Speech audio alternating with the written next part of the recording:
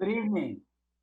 I call this meeting of June 25th, 2020 to order at 7 o'clock.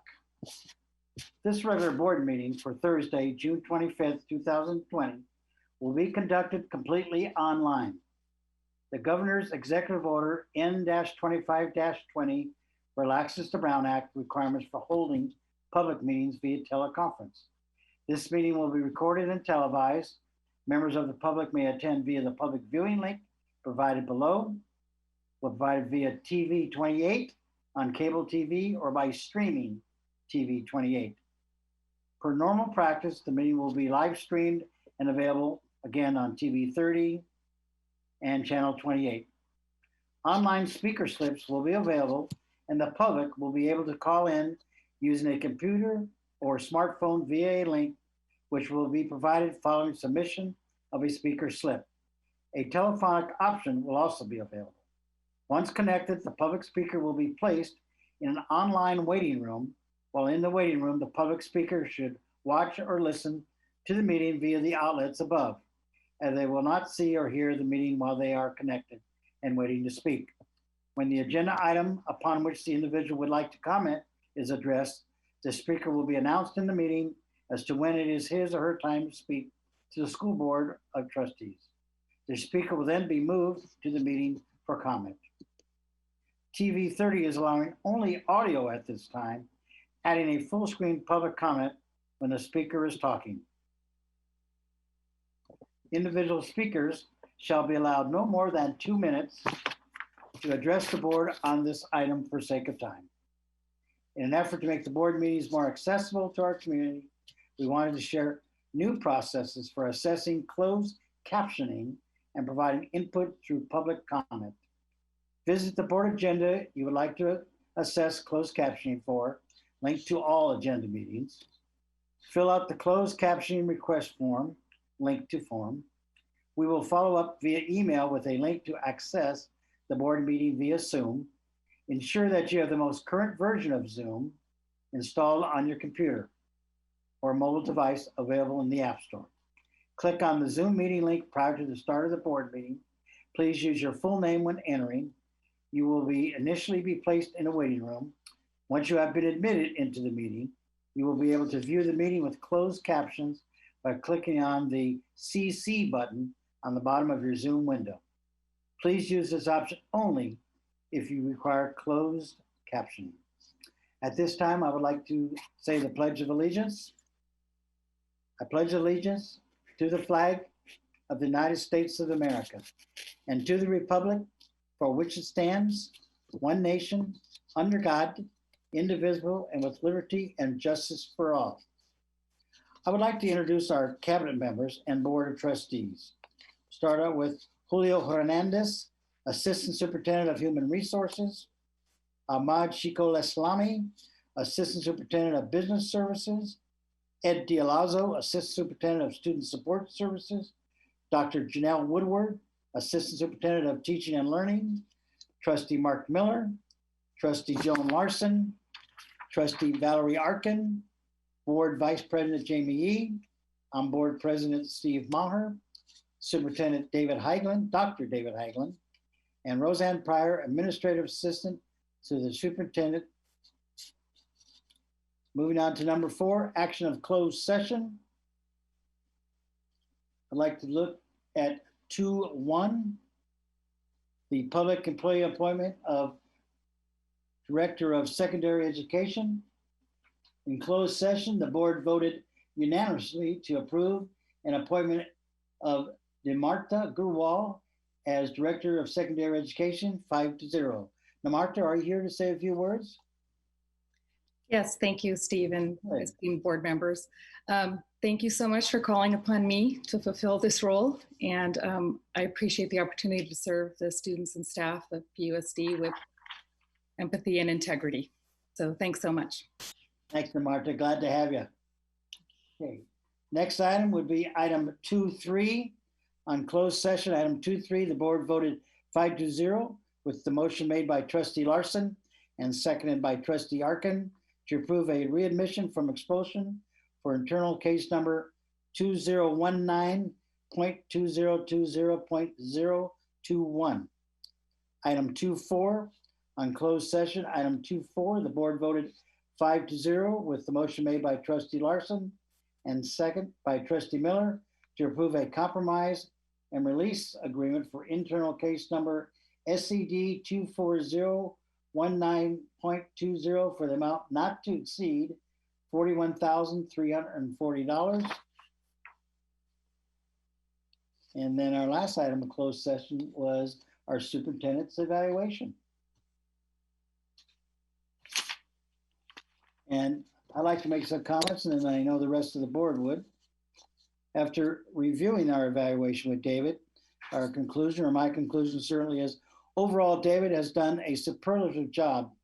His recent hiring of Ahmed Shika-Salami and Dr. Janelle Woodward has enabled the district to set the standard during this unprecedented time. His hiring of Van Pelt to help manage our Measure I-1 has really began to pay dividends, with many projects moving ahead. We're very pleased with David. He exceeds in most all areas, and we're pleased to be moving into our fourth year with David, and we look for bigger and better things once we get past the coronavirus pandemic. And other board members, do you have anything you'd like to add?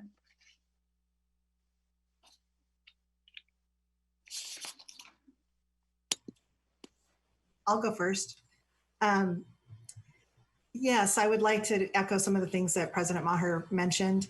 But more importantly,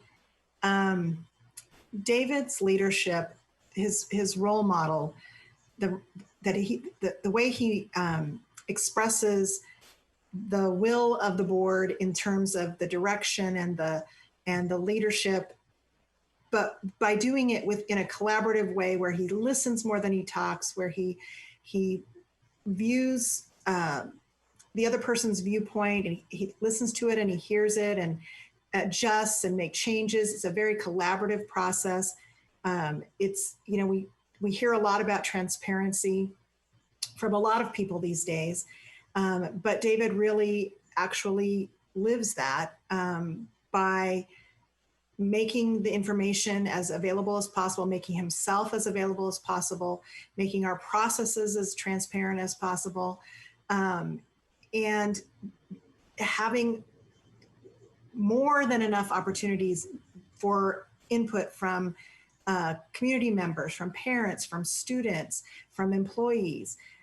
So much so that sometimes, we're like, oh, there's another survey. Oh, there's another town hall. And we don't get as many people as we would like at those things. But because it's becoming more commonplace that we're having these events and these surveys for people to participate in. So I would like to encourage people to take David up on these opportunities when he presents them, because in fact, the information that you provide is taken into consideration and adjustments are made to the decisions that happen for our school district, not just in terms of budget or curriculum or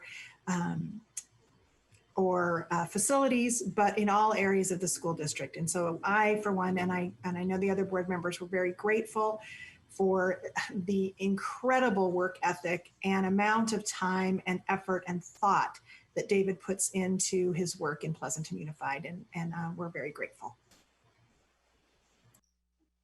And I'll go next, and definitely well said, both of you.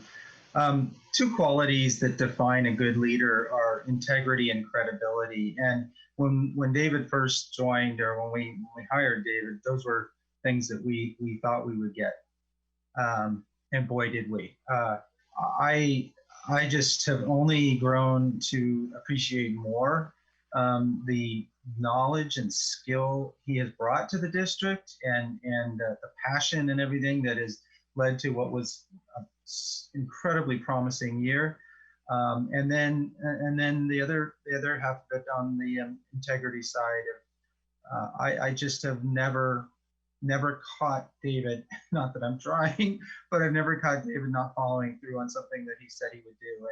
And you know, when we face this crisis that we're facing now, it would have been maybe easy for people to shrink back or get distracted or overwhelmed maybe. But but that did not happen. This David and his team really rose to the occasion and continue to rise to the occasion. And it is just very, very heartening for me as a board member to have somebody that I can believe in so much. And so really appreciate David. What a great year you've had. Okay, I'll go next. I agree with what Steve and Joan and Mark just said, so I won't repeat some of those things, but I agree with what Mark said about integrity.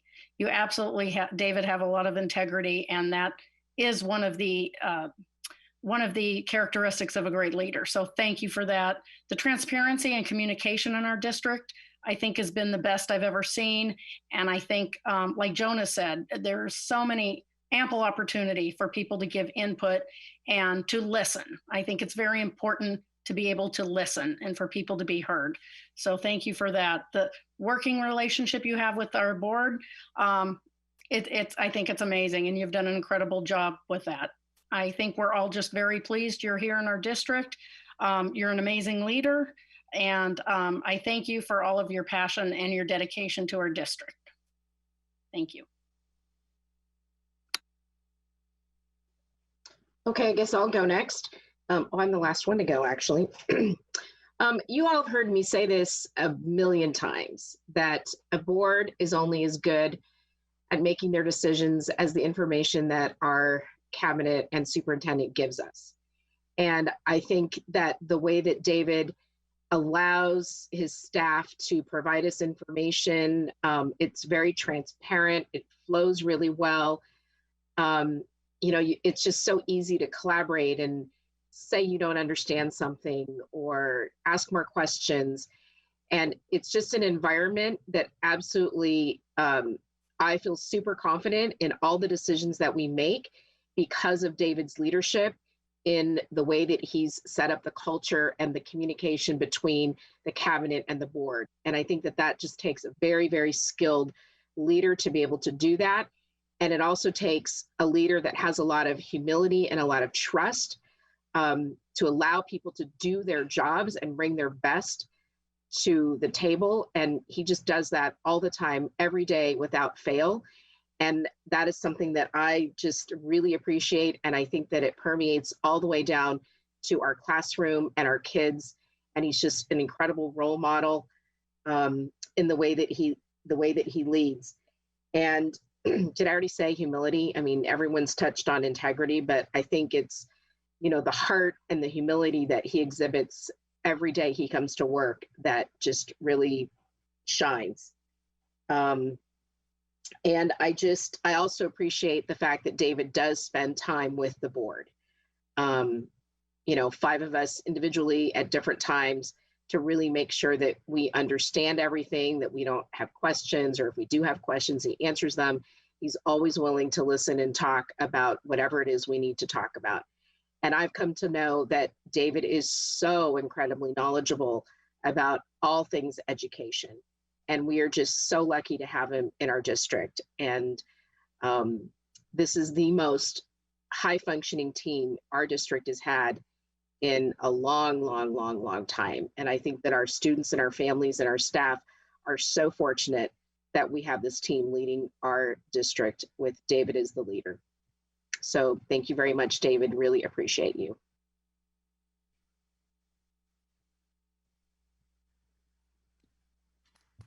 I do want to take a minute to respond if I can. Those types of comments are always difficult for me to sit and listen to. But the only reason why I can do it with you mentioned integrity, the only way that I can look at myself in the mirror after hearing comments like that is to know that they're not really about me. They're about the team. You have enabled me to hire an incredibly well-designed executive staff, and that extends down to the director level hires, including the one we made tonight. So you've supported those decisions. You've helped us build a team. You give me a lot of credit that doesn't really belong to me. I mean, I couldn't do all of the work we've done with the city without Ed's input and Ahmad's input. They are critical to those conversations. the work we've done in trying to build a plan for reopening school, being led by Dr. Woodward, but also by, Ed, and supported by everybody else. I mean, it's a team. And, we were talking about that last night, that there is just an incredible team that you've allowed us to put together. We've done huge lifting and policy work, and we would not have been able to do that without Julio. I mean, it's just been a great time. And it's led, not by me, but by us as a governance team.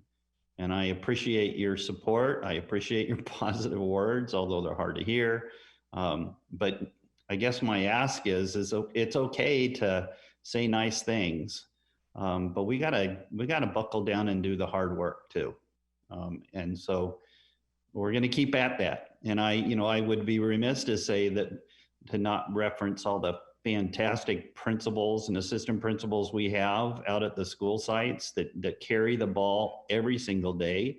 Our teachers are amazing in this district. Our association leadership is amazing.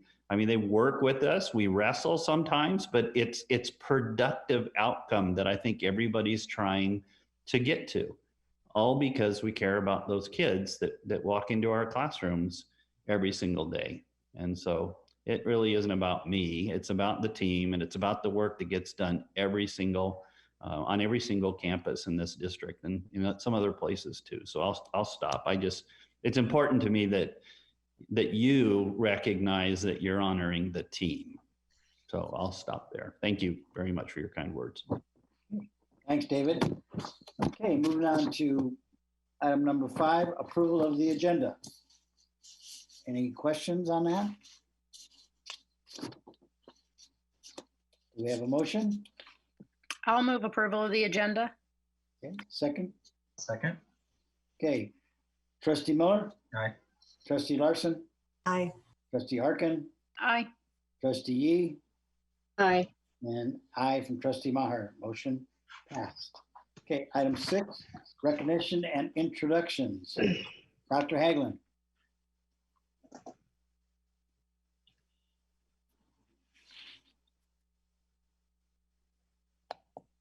Oh, he's on mute.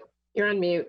Sorry about that. That's okay. We're going to Tonight we have a special recognition for our friends at the Alameda County Food Bank. And to lead that recognition, I'd like to introduce our Director of Child Nutrition Services, Ms. Mary Fell.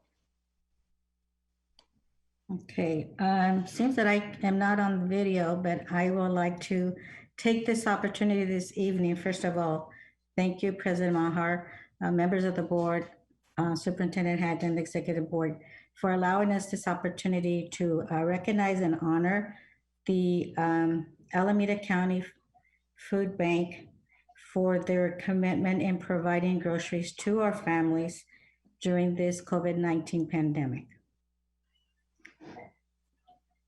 And hi, I'm Kelsey Fruson. I'm the coordinator for Child Nutrition Services. I just wanted to say a few words. We actually have Alex Boscovich with us tonight. She's a representative from Alameda County Community Food Bank. And when we found out on the Friday that school was going to be closed, Mary and I got together on Saturday and we were thinking, how are we going to feed these kids breakfast and lunch? And we were not even thinking about groceries. And on that same Saturday, Alex sent us an email and said, hey, do you guys need groceries for these families?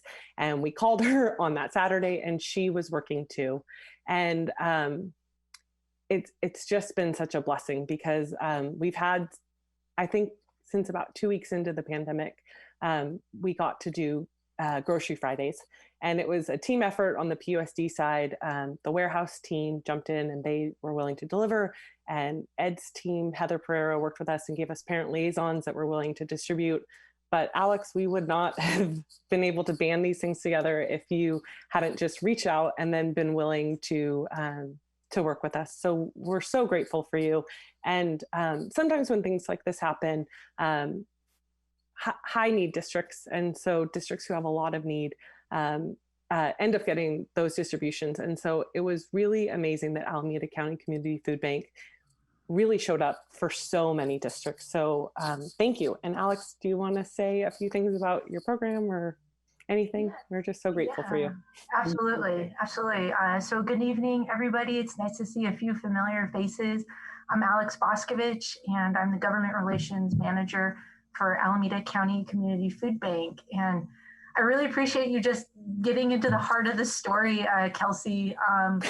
I want to first say I wish my colleagues, Michael and Shane from our programs and operations team could be here tonight, but they work in the warehouse, so they're the early risers and I'm the night owl because I do policy. So I'm used to staying up late.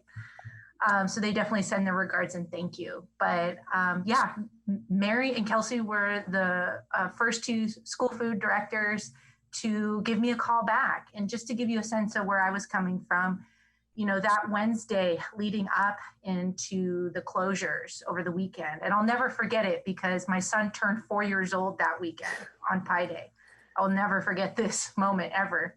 But, you know, on the Wednesday earlier, you know, it was kind of, you know, the rumblings from public health and, you know, you could just tell like the community was shutting down. And so, you know, on that Wednesday leading up to the weekend before Mary and Kelsey and I got to connect, you know, I had a school partner at the 11th hour saying, you know what, we can't do our food distribution. And, you know, we managed to save it. That particular site was serving 400 families and primarily seniors because hunger touches all parts of the community, but especially children and seniors. So heading into the weekend, you know, Friday night, you know, I'd just gotten the news from one of our city partners and, you know, they were sharing like, we're closing all our facilities down. And if you're a parent, you know that feeling you get in your head where you're like, I have to do something right now. So I spent the night, in addition to making goodie bags for my son, just kind of researching, you know, every possible partner we could be connecting with. And luckily, you know, we've always had strong working relationships. Dr. Haglund, thank you so much for inviting me last year to speak to the Rotary Club. Ed, it's really good to see you again. It's been a few years. And I also just want to give credit to two of our board members, Trustee Yee and Trustee Maher. You know, you've supported the food bank in the past around our policy asks.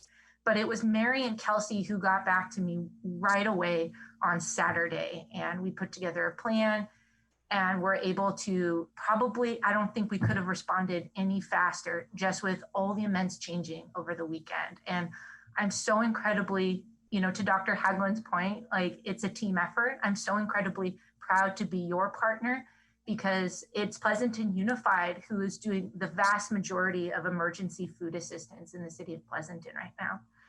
To date, you've pushed out close to 64,000 pounds of food during shelter in place. That is huge. That's a 65% increase in the community since February.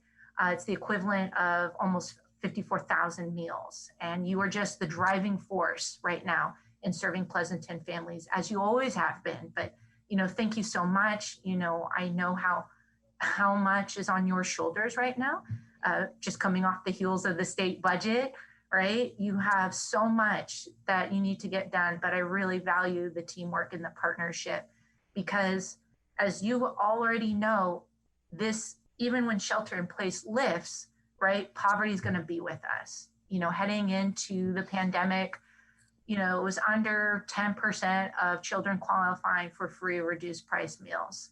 That is absolutely going to skyrocket and it's going to be with us for a while. You've had 3,800 layoffs in the city of Pleasanton alone, now at a 10% unemployment rate.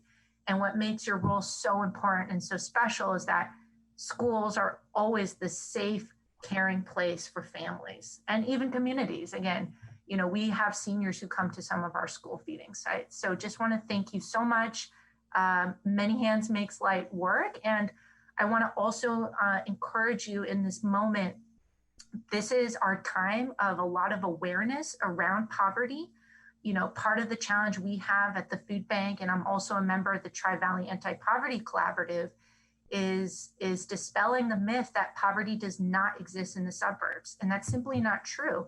We are part of a national trend of suburban poverty outpacing urban poverty. And the greater challenge is that typically there are not as many partners or support systems or the political willingness to do something. So thank you for your leadership in this space, because we're at a watershed moment. And I think there's a lot of opportunity to really push for some meaningful structural change, because again, this is not going to change overnight. And we know that the impacts of hunger stick with kids for a really long time. It affects their learning, it affects their social emotional health and moving forward. And I think the biggest things we can do together is to address the stigma head on, is to share the stories of community partnership and stay engaged around policy and civic engagement. You know, in addition to the upcoming election, we need all your voices, again, just as, you know, Trustee Yee and Trustee Maher have shared theirs in the past to defend our nation's #1 anti-hunger program, which is SNAP, or in this state called CalFresh, which is very important to school nutrition, because that's how you directly certify children onto the program and hopefully makes Mary and Kelsey's lives easier. So we want to make sure we can really do the right thing, leverage the policy provisions, and share the story, because we have more work to do. So again, just really appreciate the time and the partnership, and looking forward to working together in the long run and taking care of children, their families, and their communities. Thank you, Alex, for all that you've done and for all that you will do. We appreciate it immensely. You're a great partner, Alex. Alex, I really appreciate your willingness to come out anytime. One of my first contacts trying to help people understand that what they think about Pleasanton is not completely true, and that it's very difficult for a family who's struggling to struggle in Pleasanton as opposed to struggling in another community. There's a shame factor here that's really difficult to overcome. And with the shelter in place and the impact onto the job market, that has just grown in a frightening way. And so I appreciate you always bringing that up and talking to the need to reach out and to tend to and care for our families. And I personally appreciate your partnership. I just want to say thank you. Welcome. Okay, moving on to item 7. It's now time for our representatives from the associations. And at this time, I'd like to introduce APT President Michelle Verkuylen. Surprise, it's actually me. Good evening. Hi. Good evening, President Maher, members of the board, Dr. Hagelin, members of the cabinet, and our community. I'm Sam Weaver, Vice President of the Association of Pleasanton Teachers. Welcome, Sam. Thank you. I speak on behalf of our president, Michelle Verkuylen, who couldn't be here tonight, and more importantly, on behalf of the hundreds of members of our union. Whenever I hear our students speak, as they did at our last board meeting, I'm always so impressed. Their thoughts are so cohesively woven, they speak so eloquently.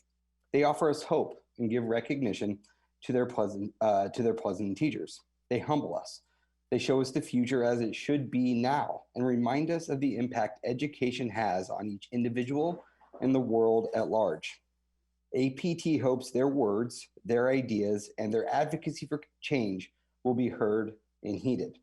APT hopes that our district will repurpose our budget to focus on and support students during this new and unprecedented season of our times. Our association has always put students' needs first. We are grateful to our governor and legislature that recognizes the importance of education and the essential work our educators do. They've collaborated to come up with a budget that honors our students and the irreplaceable work of our professionals. We appreciate and support the board in looking at our rainy day funds, as the state has, and considering accessing the special reserve funds. Times like these are what these funds are for, not to keep in place while services are cut to students. When reaching out to our board members, we have been asked what ideas we have. Here are a few. Consolidate workload at the upper management levels. Look at how we can keep all spending closest to students and maintenance of the facilities in which they spend their time. Carefully monitor expenditures to ensure there is no unnecessary spending occurring. Are we purchasing programs or assessments that are nice to have, but not must-haves? Now is not that time. And finally, we need to protect what makes Pleasanton Unified School District special. Our educators have never fully recouped losses from the Great Recession. Our past raises have not matched COLAs for the Bay Area. Asking to balance the budget on educators' backs is unfair and is at the detriment of our students. Reducing educators via layoffs, furloughs, or reductions in salary is a cut to the education of our students, our children.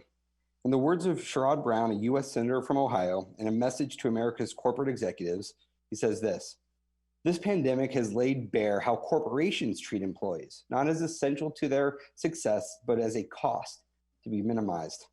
APT hopes that we, as an educational institution, are not doing the same. Our educators are essential to the success of our purpose in being, our students. An Ohioan grocery store worker stated, "I don't feel essential, I feel expendable." Many of our PUSD staff are feeling the same way right now. Senator Brown goes on to explain in his opinion piece in the Wall Street Journal how corporations hand out executive bonuses while laying off workers or cutting their pay. Are we, Pleasanton Unified, doing likewise? Are we continuing contractual raises? Instead of asking them to be deferred at the same time, we are asking our frontline workers to take a cut in pay. I hope not. Are we being conscientious stewards of the education of our students? Are we making sure that personal protective equipment, safety measures, counselors, educators, and SEL curriculum are at the forefront of our expenditures? If not, we need to rethink what we are doing. Our educators are taking their personal time and their family time to volunteer to work with management for a successful reopening of schools. We appreciate having a seat at the table with hopes that our voices will be heard as we advocate for the emotional and academic needs of our students. We wish for the safety, health, and well-being of all of our students, families, and community. We wish for all this because Pleasanton students deserve the best. Thank you. Thank you, Sam. Okay. I'd now like to introduce CSEA President Laura Martinez. Laura's not with us tonight, Steve. So no one else is going to speak? Okay. At this time, we have community comments from the audience. Patrick, we have some?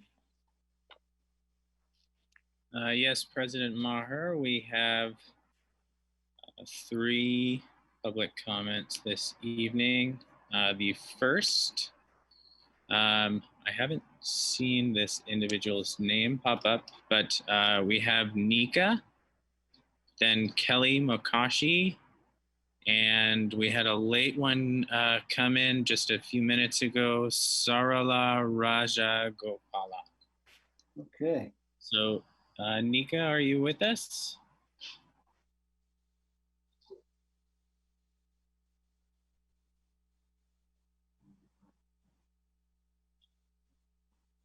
All right, we will then, we'll move to Kelly Mokashi, and then I don't see Sarala yet, but we'll go to her next. But Kelly, go ahead. Great. Good evening. I am Kelly Nakashi, a parent of 3 children in PSD, and currently a candidate for the PSD Board of Trustees. First and foremost, I wanted to thank Dr. Haglund, Dr. Woodward, the entire executive cabinet, our teachers, the PSD Board of Trustees, and all other contributing stakeholders who have been working tirelessly together these past few months for the operational planning to reopen our schools. Considering the 3 options for instruction presented thus far, there's a couple of things I'd like for you to think about. For students, continue to be flexible with the hybrid model to accommodate diverse student learning needs and in consideration of specific educational services, whether it's speech or for our kindergartners who developmentally may struggle with e-learning instruction. Certainly, the hybrid model may need to be tailored differently for elementary versus secondary levels. Have you considered how teachers can work collaboratively in the hybrid model to help reduce the feeling of double the work, such as team teaching? This might work well both at the elementary level and for single subject teachers. For our teachers, meaningful professional development is essential now more than ever, both for instructional purposes and for the effective instructional student-driven strategies to keep our children motivated and engaged with distance learning. It is imperative now more than ever to incorporate personalized student feedback and meaningful, authentic assessments for all 3 options in order to align to POC's organizational goals for effective strategies and assessments to be delivered for our students. Lastly, for our parents, continue to listen and to provide the various methods of communications from emails to town hall meetings.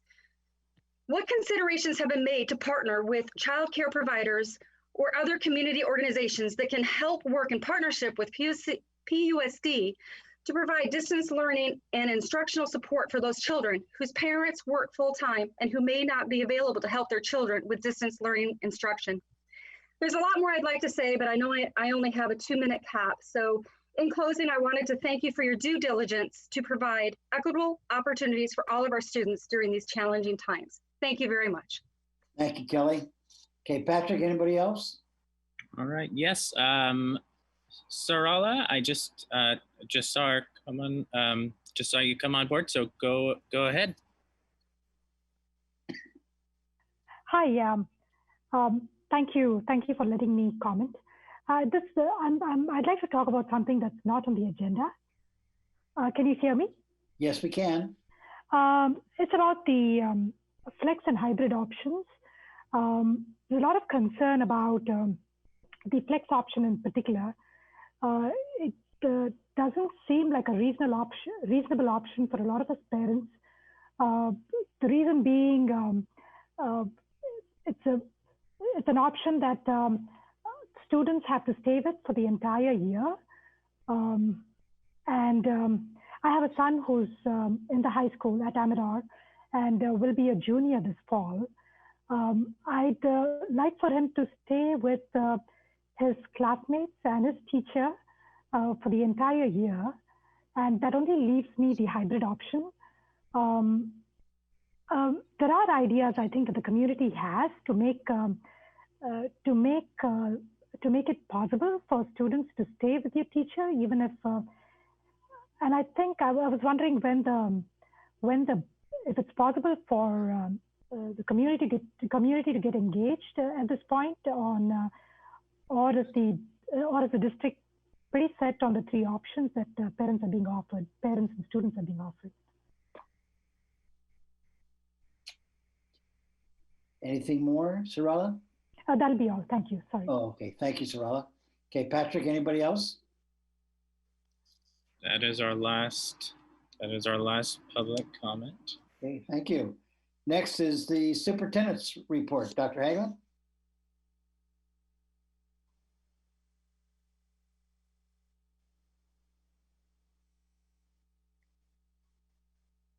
Dr. Hagelin?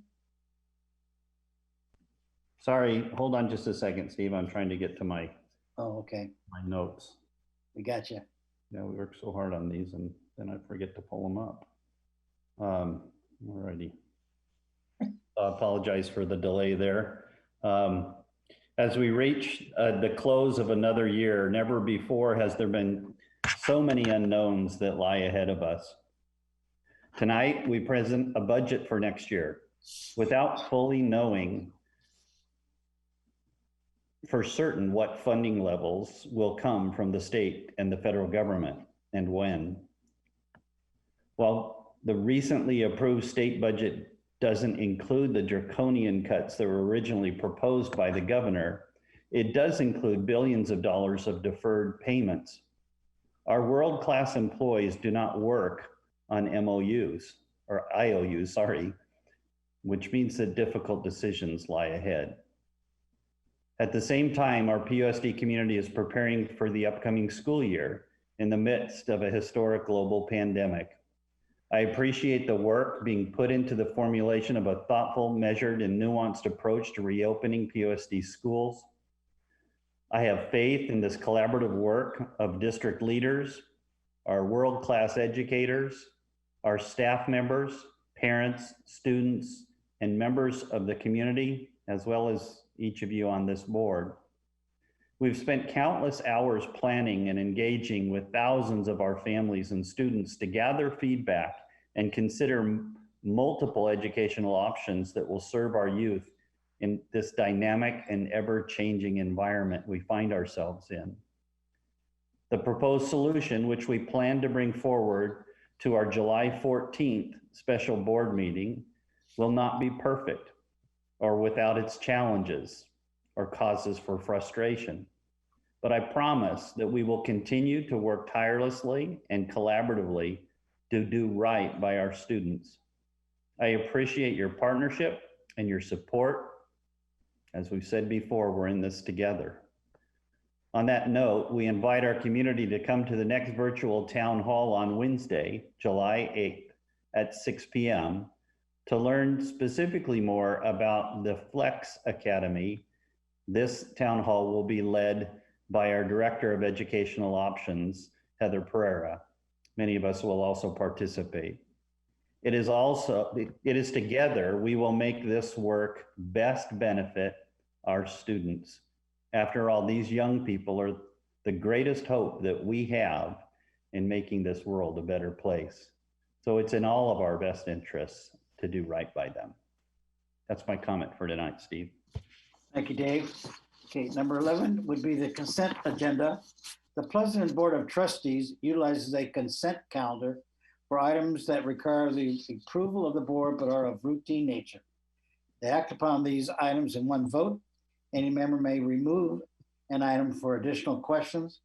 Board members receive their agendas and backup materials 5 days in advance of our meeting.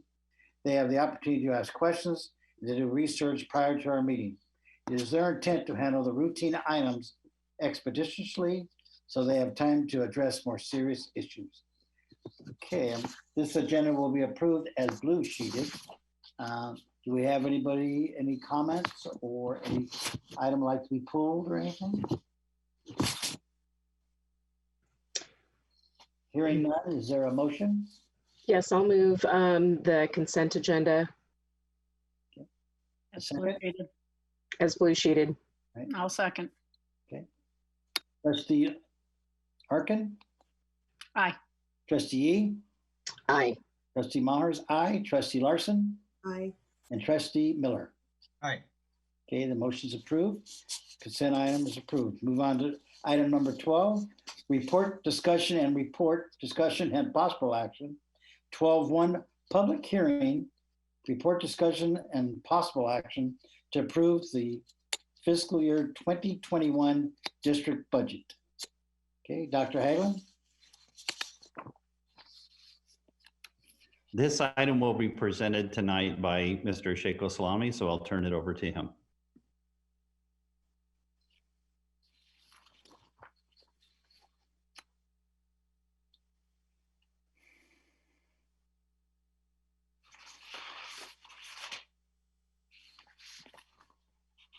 Ahmed, unmute yourself, please, if you haven't.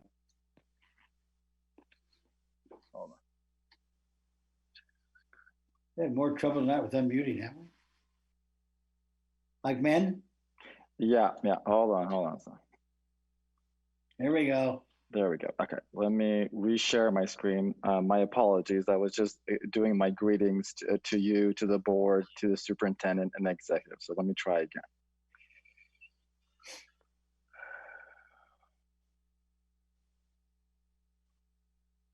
Okay. Can you hear me? We can. Okay, great. Thank you. And I apologize for that. So before I begin, I wanted to thank the staff who has worked countless hours on this, preparing all of the documentation and the report that goes into it, specifically our Director of Fiscal Services, Tom and Kathy and the entire team. So I really do appreciate their work and just always keeping up with the latest data and the information and what the state is doing and the reductions, and the executive cabinet team who really supported the process and from the beginning, all the directors who were involved in developing the tightest budget possible with really looking at efficiencies and effectiveness. So I want to really thank everyone who was involved. The presentation that I'll be presenting tonight is an updated version. And the reason we've updated the version is because we have new information. However, I will be reporting on the estimated actuals as is in the report. I will go through the budget that we are asking the board to approve and the process by which revisions will be made. In addition to that, we'll provide an update on the negotiated state budget and the implications for Pleasanton Unified School District, as well as looking at the proposed reductions that was presented and seeking further input as we refine that plan moving forward.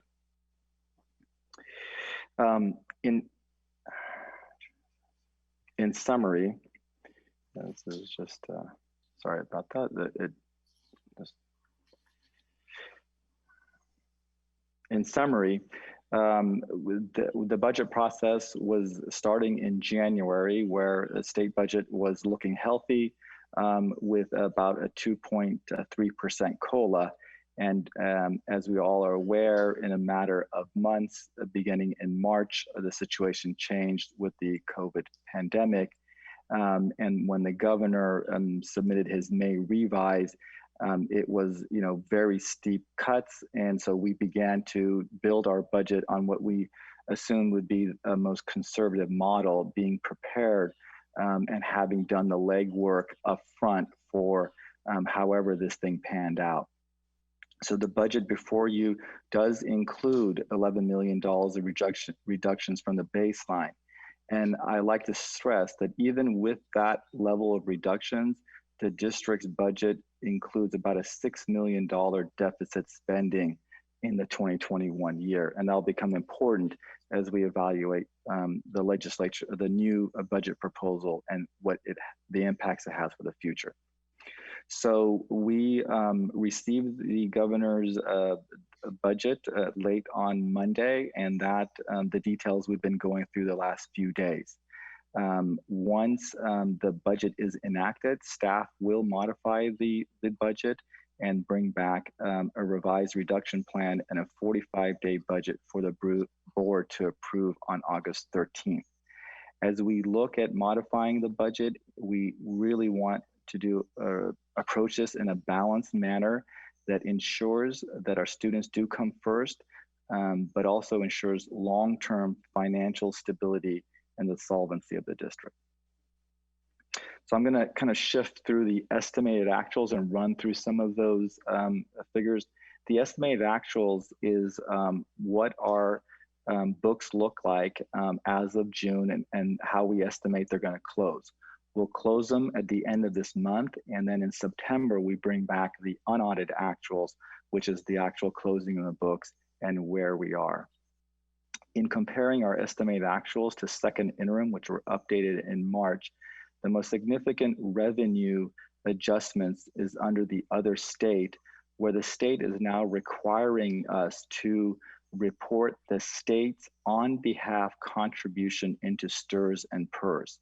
And so that has been a new requirement the last few years, and the calculations do change, and we have to make those adjustments at some point in the year. And so it's no money that really actually comes to us. It basically, the state wants us to record it in the revenue side because they are contributing to our members' STRS and PERS, and it also looks as a recording in our expenditure. So it's really what we call a pass-through.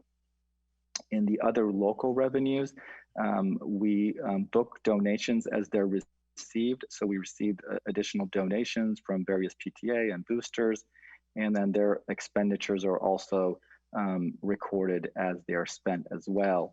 In addition, the district has a couple of major liability claims, and those funds came through. And so that's the Harvest Park Library. We had the issue with the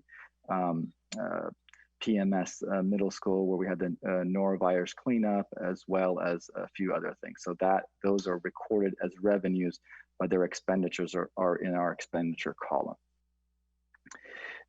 In terms of looking at our 2019 estimated actuals versus variances, you'll see that we actually picked up a few dollars in salaries, both in certificated and classified, and that was mainly due to the dismissal of school and not having to have as many hours for our substitutes and for overtime and other things that we generally see happening towards the tail end of the school year. So we did see some savings there. The increased costs and benefits, again, is associated with the pass-through in terms of the STRS and PERS contribution. And some of the expenditures in books and supplies are also related to increased donations. So on the expenditure side, we do have the expenses that go out with those. And finally, in terms of the expenditures and capital outlay, that has to do with the Harvest Park rebuild. I think the key point to point out in this estimated actuals is that we are deficit spending about 9.6, and that is slightly better than what we were estimating at second interim. However, this level of deficit spending, cannot be maintained, and we were only able to do that because we had some carryover dollars in addition to our reserves. Shifting to the 2021 budget, you've seen this now, I think, for the third time, and I can probably give everyone on the board a quiz and they would probably get 100% on the exam. And so these are the assumptions, the critical assumptions that have gone into building our budget. These assumptions come from the governor's May revise and school services. And so nothing really has changed in what I have reported previously. We have the $11 million reductions. We have a slight COLA increase in the out years, flat ADA, no CARES funding. The pension release is in there, and we made reductions in staffing to align enrollment. The salary increases negotiated this year are in it. No out year salary compensation other than step and column. And step and column is the movement of staff as they progress either with experience or education in their position. And then finally, on the last update, we did include new operating costs related to COVID-19. We included some of the carryover savings as well. So that budget has now produced what you see in these graphs, which is about $156 million in revenue, of which $25 million is in restricted revenue for special education or various grants that we may receive.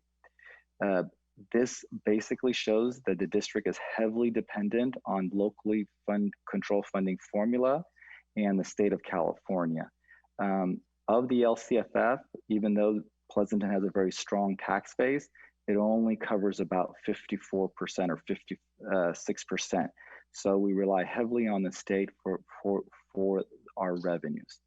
And so you'll see how this will shift once we see the new state budget going in there on the 45-day revise. In terms of the expenditures, the district is in a people-intensive business and education. And so between our salaries and benefits, 85% of our expenditures are on people. We have really tightened up our expenditure planning around books and supplies and services to about 15%. So going into next fiscal year, we'll be watching our budgets really tightly in those areas. In addition to that, not all our revenues can be spent anywhere we like. There are restricted expenditures, and the restricted expenditure portion is for special education and routine restricted maintenance and particular grants that we may have received from either the state or the federal government. And so that's about 48.3 million in terms of restricted expenditures. We only receive about 25 million in restricted revenues, meaning that the general fund has to contribute to those restricted requirements for expenditure. So our contribution to those funds is about 23.3 million. This budget, as I indicated, with the $11 million of reduction, still included about a $6 million deficit spending, which we were only able to do because of the reserves and the financial stewardship of the school district in the past years. The compensation, the plan at this moment only includes, as I indicated, the step and column increases that our staff receive through their progression in their career. This is a new graph, and the details are in the report that you have before you. And this is just the high level summary. In the general fund, the district has about 1,240 FTE positions in this adopted budget. This does not include any of the reductions that we've been discussing. This is the base budget. The reductions are just a placeholder that we have to yet work out the details, and then in first interim you'll see the updates and the adjustments to that. But of our employees, the majority are certificated and classified, and about 5.9% are either certificated management or classified management, and that's in line with many school districts or below them. We're very lean, and compared to any other industry, these numbers are very lean. Again, the details of the breakdown of those positions is available in the appendix in the report. Looking at our multi-year, again, these numbers are from our estimated actuals. We're showing about a $9 million operating deficit. And then with the revenue reductions from the more conservative model and the expenditure reductions, this is where we show the $6 million. So these numbers will significantly change once we update the budget with the state enactment. So that in a nutshell is where we were prior to Monday, is planning for the worst and really hoping for some better information. And so on Monday, we received that information, and then the last few days we've been combing through it. So the negotiated state budget and its implications, this is based on our tentative understanding, and there's some trailer bill language and other things that will come out. But the big points are covered here in terms of the LCFF funding. The state is going to hold us to the 1920 levels with a 0% COLA. Originally in the second interim, it was going to be about a 2.3% COLA. So that is now at 0. This restores to us about $11 million in revenue for PUSD. No reductions to categorical programs in adult education and CTE for PUSD. So those programs will be held at the 1920 levels. So where is this money coming from? And the money is coming from is through deferrals. And so previously, the governor was doing about half deferrals and about half actual budget reductions.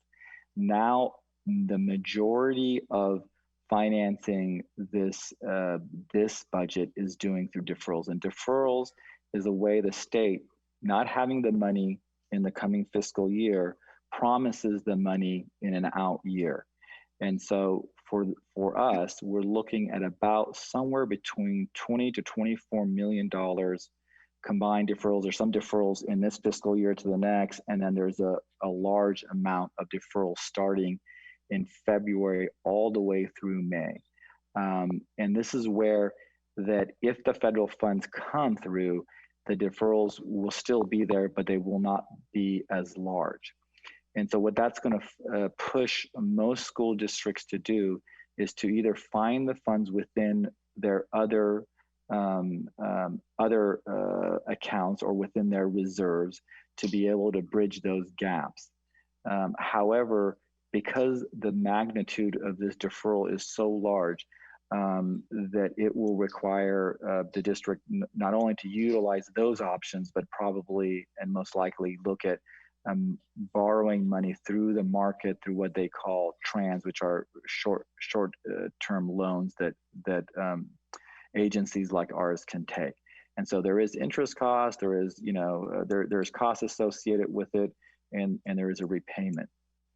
And what is going to really become interesting is that this deferral is what's going to happen next year. Is the state going to recover its revenue to the point where it can stop issuing reserves, and how long will it take for it to recover beyond its, beyond maintaining it at 1920 levels to pay back those deferrals?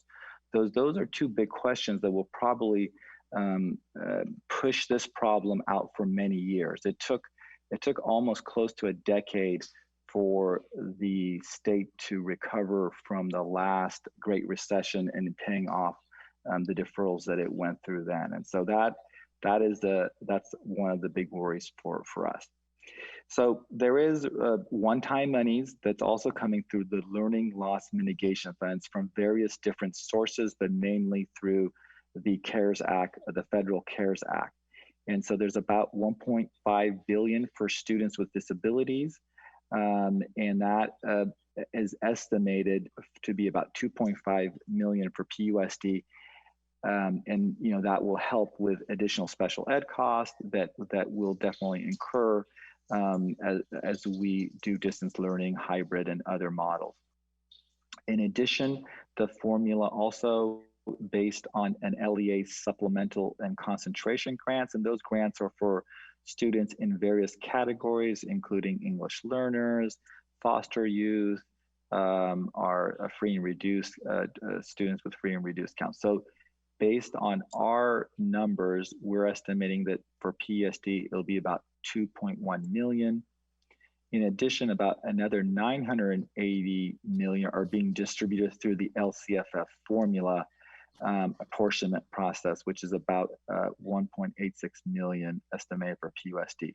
So those funds are one time, and we'll kind of discuss some of the strategies around that. They will have, some of them will have specific spending categories and reporting requirements, and the trailer language and all the details is stuff that are yet to come, and we're combing through that to make sure that we plan accordingly.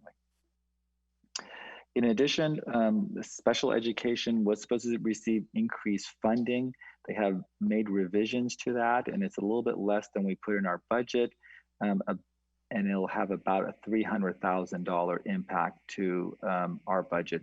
However, there's other dollars that could probably fill that either for the 1 year that we were planning. The pension relief appears to be the same as in the May revision, as well, and there'll be some details of that in a trailer bill language AB 84. Additionally, certificated and classified staff, there are some protections. Typically when the state does not provide a minimum 2% COLA, that would open up a second round of layoff opportunity between July and August 15th. And so the state has removed that authority except for non-management certificated staff. And some of those things are yet to be seen, because again, this was not an enacted budget. There's some details still being worked out, but that is the way it reads right now. And then in addition, for classified employees in nutrition, transportation, and custodial services, districts can't make regular layoffs in those areas as well. Additionally, there's a large set of languages to provide some flexibility as we go into this COVID era of education, including holding schools ADA hold harmless, allowing us to use 2019-20 ADA for that. There's distance learning standards and that allow flexibility in the minutes and how minutes are counted between class time and outside class time, as well as suspending the LCAP for a period and school districts developing a learning continuity and attendance plan. And so those are things that I'm sure we're going to be talking a lot more about. I just wanted to cover them at a high level. Superintendent Hagelin, did you want to point out any things on those items? Did you want to add anything? Just a reminder that one of the reasons why in the third year out there's such a big jump in the hole that we have to fill is because the language only dealt with pension relief for the first 2 years. And so we have hope that they will continue to extend that support going out. Other than that, the hold harmless provisions for distance learning and instructional minutes and the number of instructional days, there's a whole bunch of lack of clarity around those rules at the moment. But we do anticipate that within the release of the coming trailer bills, there will be some additional clarity that will give flexibility to districts. We still will have a responsibility to track instructional minutes, but it won't be butts in the chair type of tracking it like we currently have, right? If you're in your chair, you get counted. If you're not in your chair, you don't get counted. The flexibility they have constructed in here is indicating that they will count the minutes that a teacher assigns related to work that's completed outside of school. And so that's gonna be an interesting thing for districts to try to figure out exactly how to track.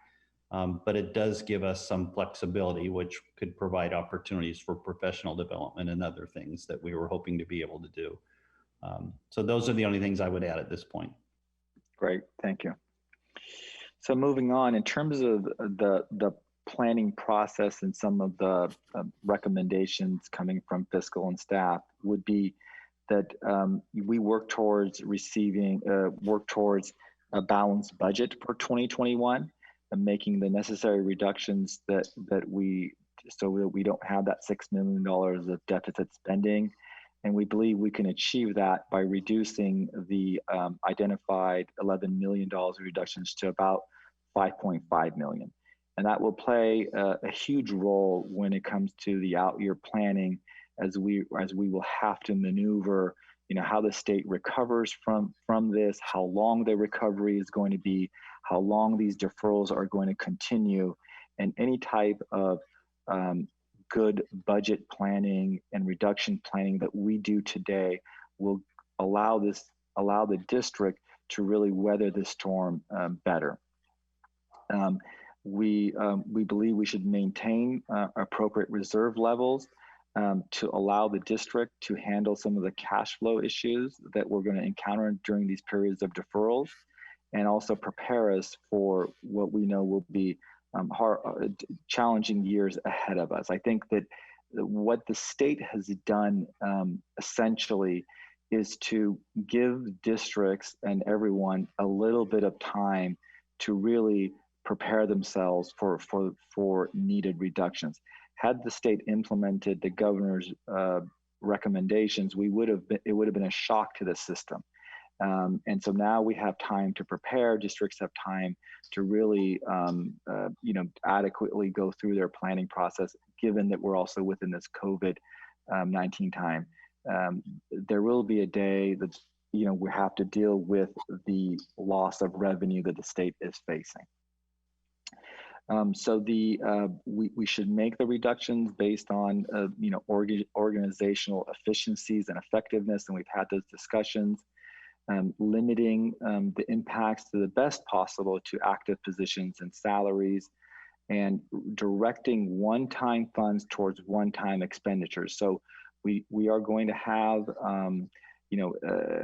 look at professional development. We have to look at, what are our technology needs around distance learning. There's a lot of cost around COVID-19 that we probably don't even know until we get to it. So I think we have to really be careful as we go forward, and consider the future in terms of the deferrals, the state revenue stability, and ongoing COVID-19 impacts to both education and the economy. So those are some of the big things that are important to us as we look to revising the budget. So the next steps will be for us to, really dig deep into the details of the enacted state budget and the actual language from the pending trailers. We'll take the time in July to update the model in our plans.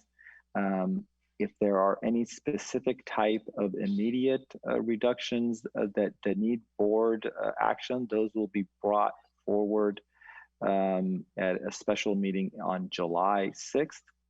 And then on July 14th, the focus will be on the school reopening. However, we do want to provide some update to our planning and where we are with the budget planning. And then on the 13th, we'll bring the 45-day budget revision, which will incorporate basically the updated state budget and any changes that we've made to our expenditure planning as well. So that's the process by which we're going to go through. The board will have an opportunity to comment on this. I will cover a few other sections, and then we'll also review some of the reduction planning that we have prioritized and also presented.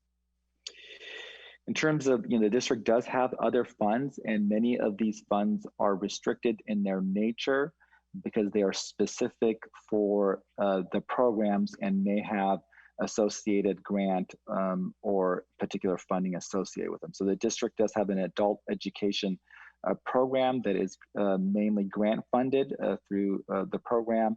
And so it's a balanced budget in terms of its expenditures and its revenues. This budget will now be updated.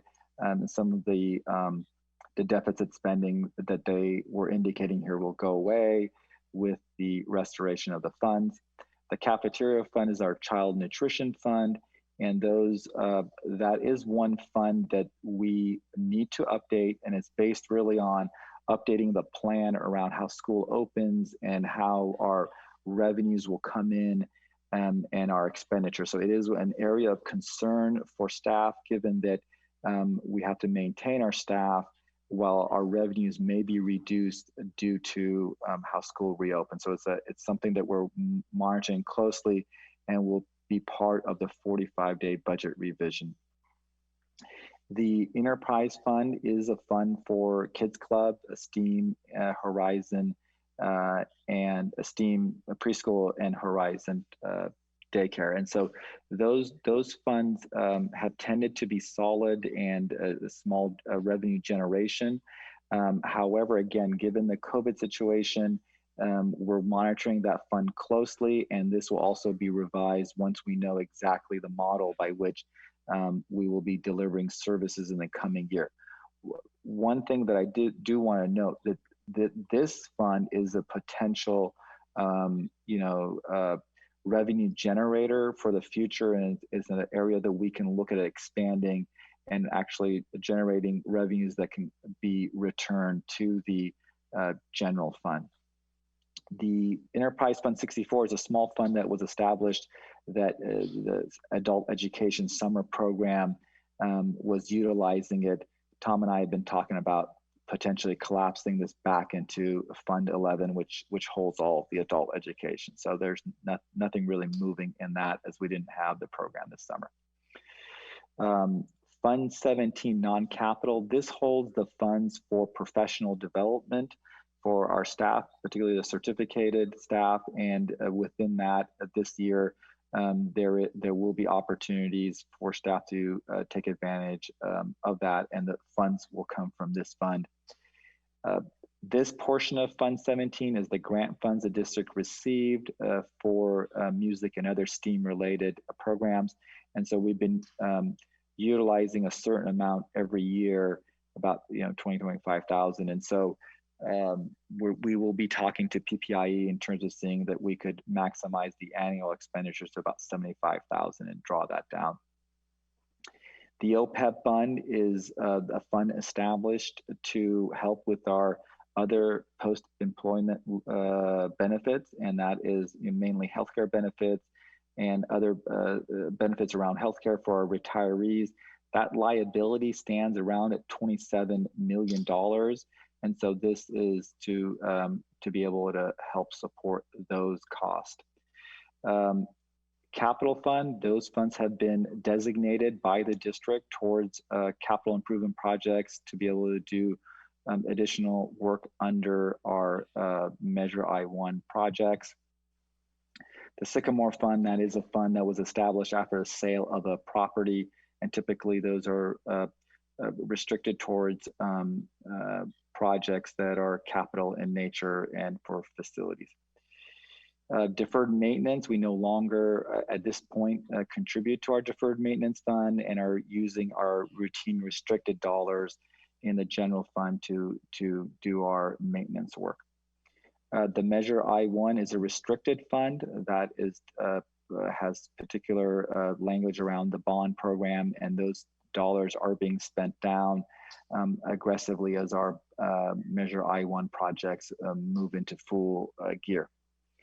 The capital facilities funds, these are restricted funds again in terms of a developer fee, and we have allocated those funds to be spent on Measure I-1 projects related to new classroom space as well.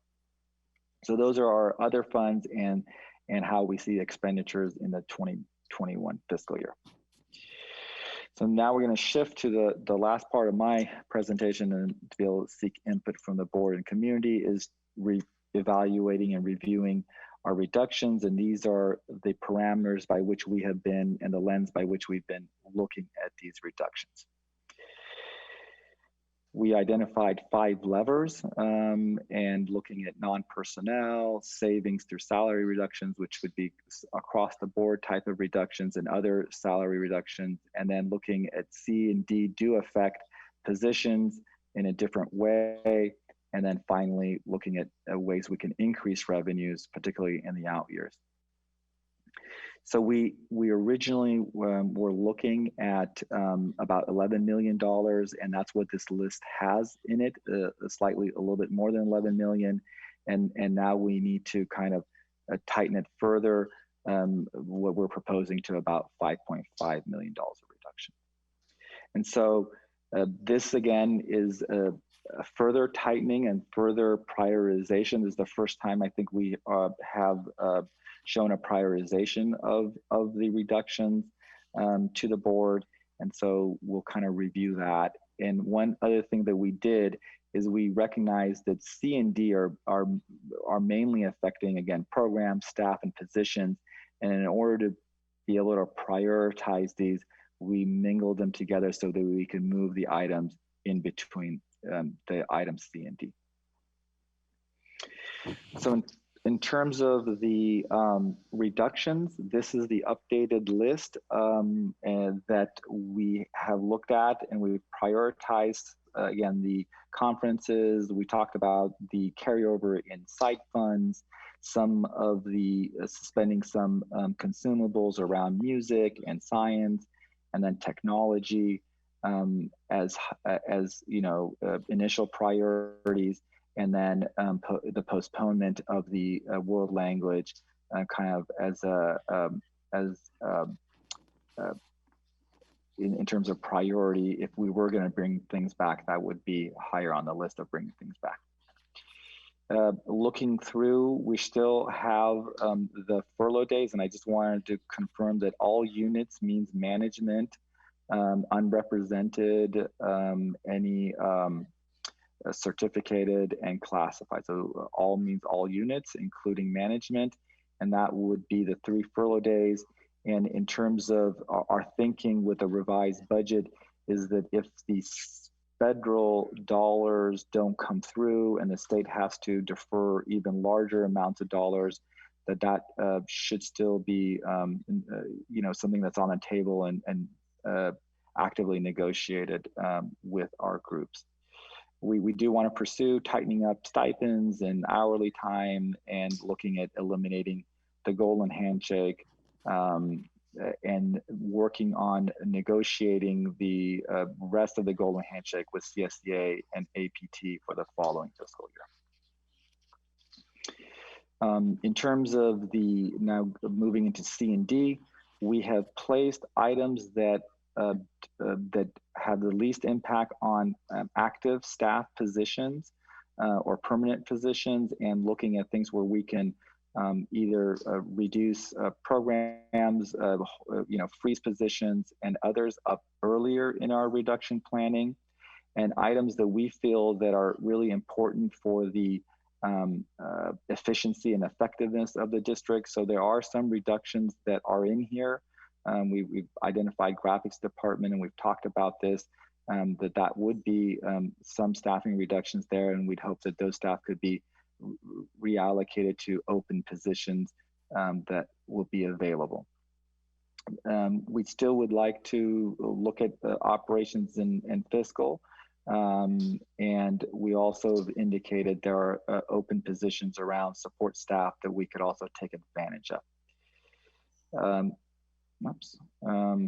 I think the items that may be in most discussions are these items that are in the tail end, and these are where as funds come back, we probably would want to restore these programs first. And so there is some reductions that we have moved forward in terms of management at a district level. We were indicating some site level management reductions, but we feel now with the additional dollars, those are some areas that we could modify and maintain our site level management who are critical to the frontline support. In addition, we still believe that we should, teaching and learning should do a deep dive in our library services and look at streamlining those.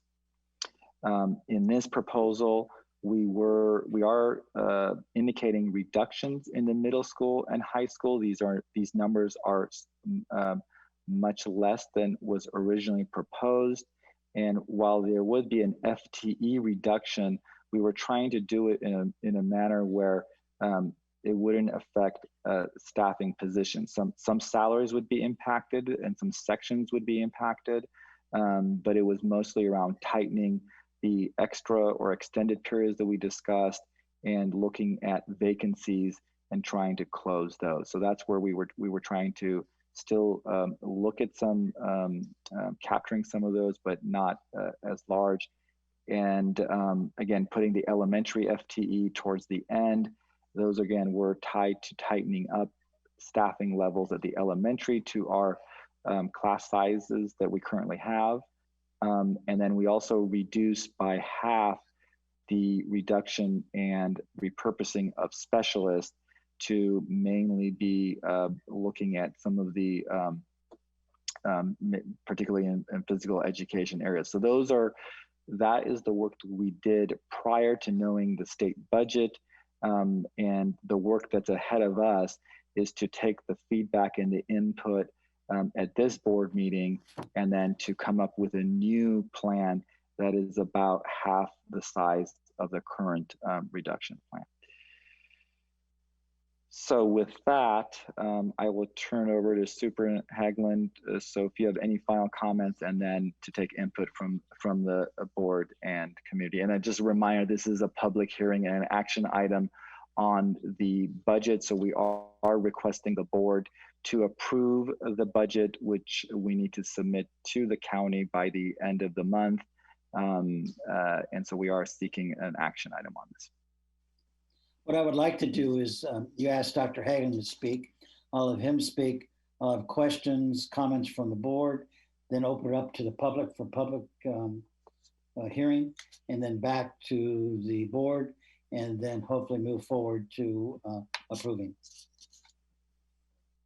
Okay. Great. Thank you. So Steve, I don't have a lot to say at this particular point in time, only to remind the board that the actual refined budget will come back to you at the 45-day revise. And normally we would not do it that way, but because of the late arrival of the approved state budget and all of the confusion surrounding it, which extends to today, we need to do our due diligence and take the time to get this right. And so you'll approve the budget as it sits today, and then we will do a refinement at the 45-day revise, which will allow us to implement the recommendations that you bring forward. Okay, Dr. Hagan, do we still have to submit a budget by the 30th? Absolutely, we do. That's what you will be approving tonight. And that's why we're trying to make sure everybody understands that tonight's budget is not the budget that we will walk forward. The 45-day revise will be the budget that incorporates all of the feedback that we receive. But because we need to meet the deadline with the county, we need to get the budget approved in the status that we have clarity on now. Okay. We also might get federal funds by then too, maybe. Everybody should be writing their members of Congress and reminding them how important it is that they step up and do the right thing. So yes, I agree with you. Hopefully that will come sooner rather than later, Steve. Okay, Trustee Miller, comments, questions? First, a question. You had, so the items that you put in the list are in a 1 to 20, whatever, 27 priority order.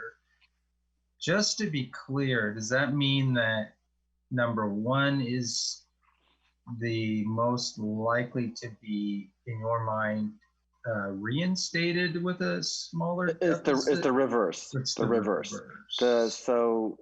26, 20, 27, 26, 20, those are the ones that would be reversed. However, one of the things that we indicated was that it needs to be looked at holistically. We did prioritize them, but there is a holistic view that needs to be done because there might be a little bit of this and a little of that. So while it's not very easy to create that, we thought it was important that through that prioritization, we take the input that we had heard from the board and try to represent it the best in terms of trying to put those things that we felt that affected the kids in probably those higher numbers, basically.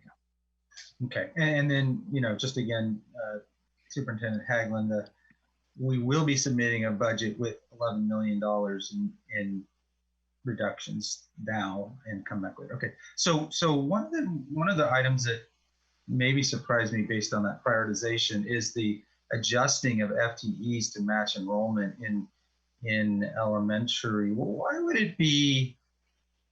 why would that not be something that we would naturally do is match enrollment? Why would we reinstate those extra 8 FTEs, if you will, if we had more money? Yeah, no, that is a good question. And I think it goes to, again, there's a couple of things that I think our thought was, again, how will COVID and the return of children be? How will we be looking at distance learning? Gotcha. How will the hybrid model go?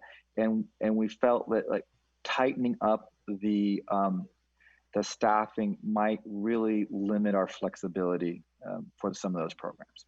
Okay, so flexibility is the key. That makes a lot of sense. Thanks. Okay, and then one sort of final thing. So in the budget of expenditures that we have in there, maybe to clear up some confusion, let's call it, it does include the 2.75% raise that we already approved for teachers. It does include the 2.75% raise to the CSEA. And it does include the 2.75 raise to the management employees, correct? Correct. Those adjustments, APT's adjustments were made in about, I believe it was January, February, because we reached a tentative agreement and we have it processed.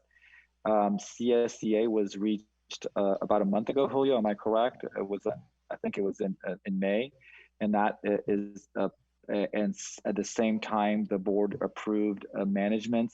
And those were all part of the 1920 estimated actuals. And then they have carried forward in the 2021 fiscal year. No other salary increases other than the what we call step and column movement and longevity are built into the budget. Can I make clarification though, Mark? Remember, management did not include cabinet at this time. That was the next thing. Hold on, Julio, just one second. If I could add a tidbit to that as well, all non-represented employees, certificated and classified, also receive the 2.5. That's correct. Yeah. And yes, that's a good point because we made a point of making also sure. Classified was reclassification, not every reclassification, but as a whole. Well, 160 did not. Right, but as a whole, that the association did receive 2.75% increase. And then as Trustee Larson said, the executive cabinet has not received any increase. So, because we've gotten some questions and so forth from the public about, some implication of raises being given to management employees that implied that that was beyond what was already given to them earlier or something like that. And just to be clear, no, we were bringing them up to the same level as the other organizations. And so when we then talk about potential furlough days, you're talking about an even 3 days across every employee in the district, including the people who have received no raises for the year. Correct. That would be across the board, all staff, Yes. whatever their daily rate is, that is what is included in that. Okay, I just want to make sure everybody understands that. Yeah, not to interrupt Mark, but as you look through your items to go through, could you say 1 furlough day instead of 3? Or are you sticking with 3? We haven't had that discussion, so I'm going to defer that. It's hard to answer at this Or point. with any of those other items, could you? Yeah, I mean, as I said, we have to look at them holistically.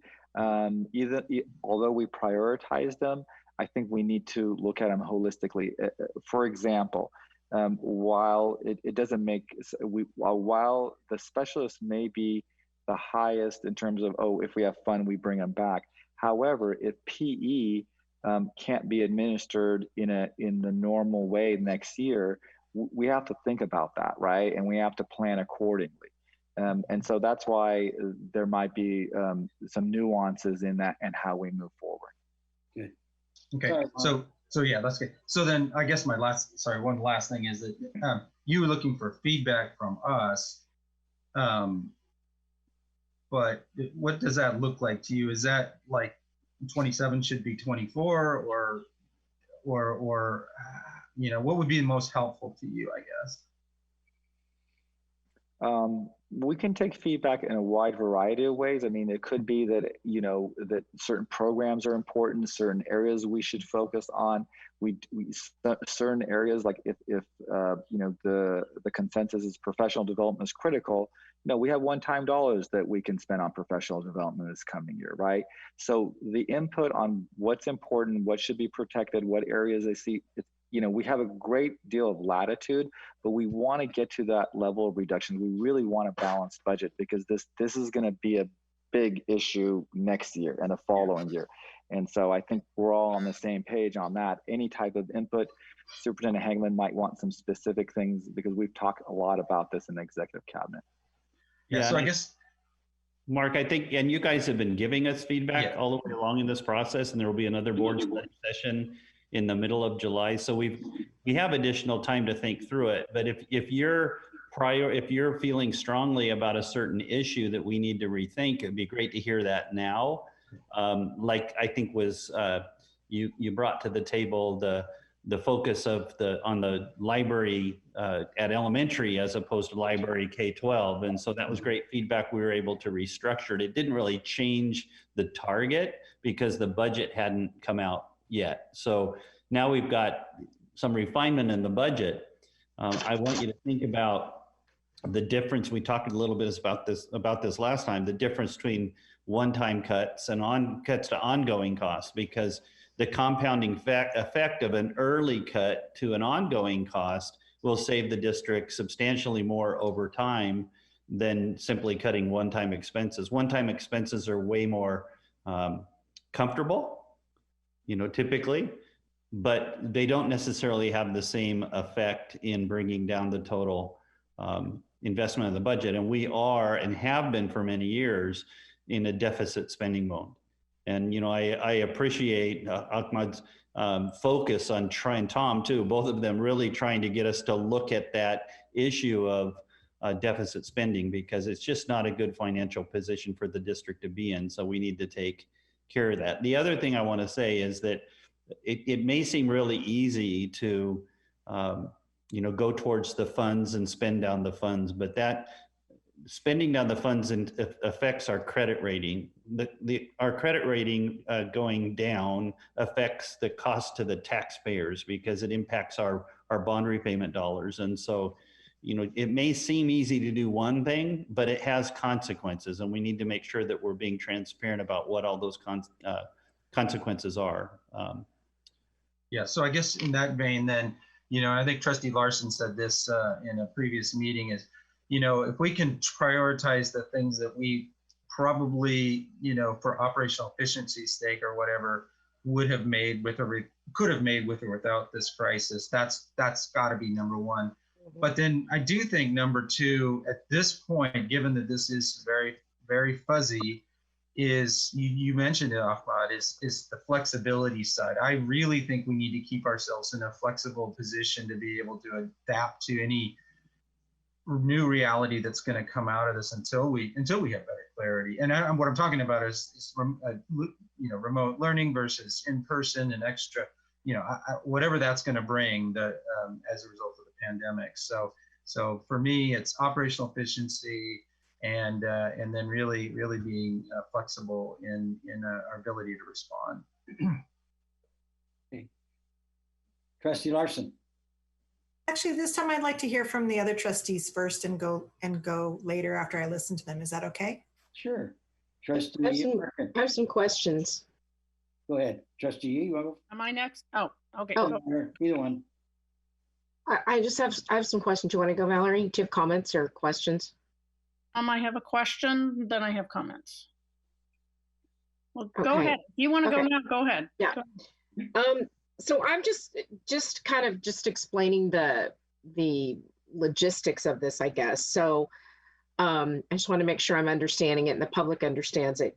So if we adopt this budget tonight, it's sort of like, our best guess budget right now, given all the different things that we know. We're going to come back in August and we'll have an August revise because that's when the state budget should be enacted. So if we were to reduce, like all the stuff in lever C is to really happen, how do we operationalize that? Because we wouldn't come back and make those adjustments until after school has started. So how does that work? That was one of my questions. Okay, so many of the items we currently have a hiring freeze in place, and only positions that are approved by executive cabinet are moving forward.